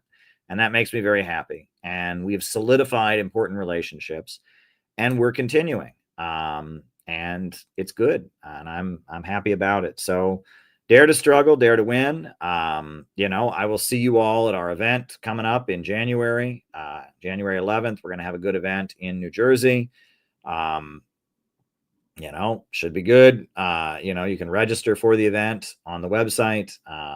It's going to be great. We're going to honor some important local activists for their work. We're going to, do a lot of great stuff. So come to our event in New Jersey. It'll be a lot of fun. You'll enjoy it. It should be good, and good food, good music, and all of that. And just, we're building a real movement, and dare to struggle, dare to win. So yeah, I'm going to put on the closing music, and we're going to call it a night. New upsurge in the struggle against U.S. imperialism is now emerging throughout the world. Ever since World War II, U.S. imperialism and its followers have been continuously launching wars of aggression. But the people of various countries have been continuously waging revolutionary wars to defeat their aggression. And while the danger of a new world war still exists, and the people of all countries must get prepared, revolution is the main trend in the world today.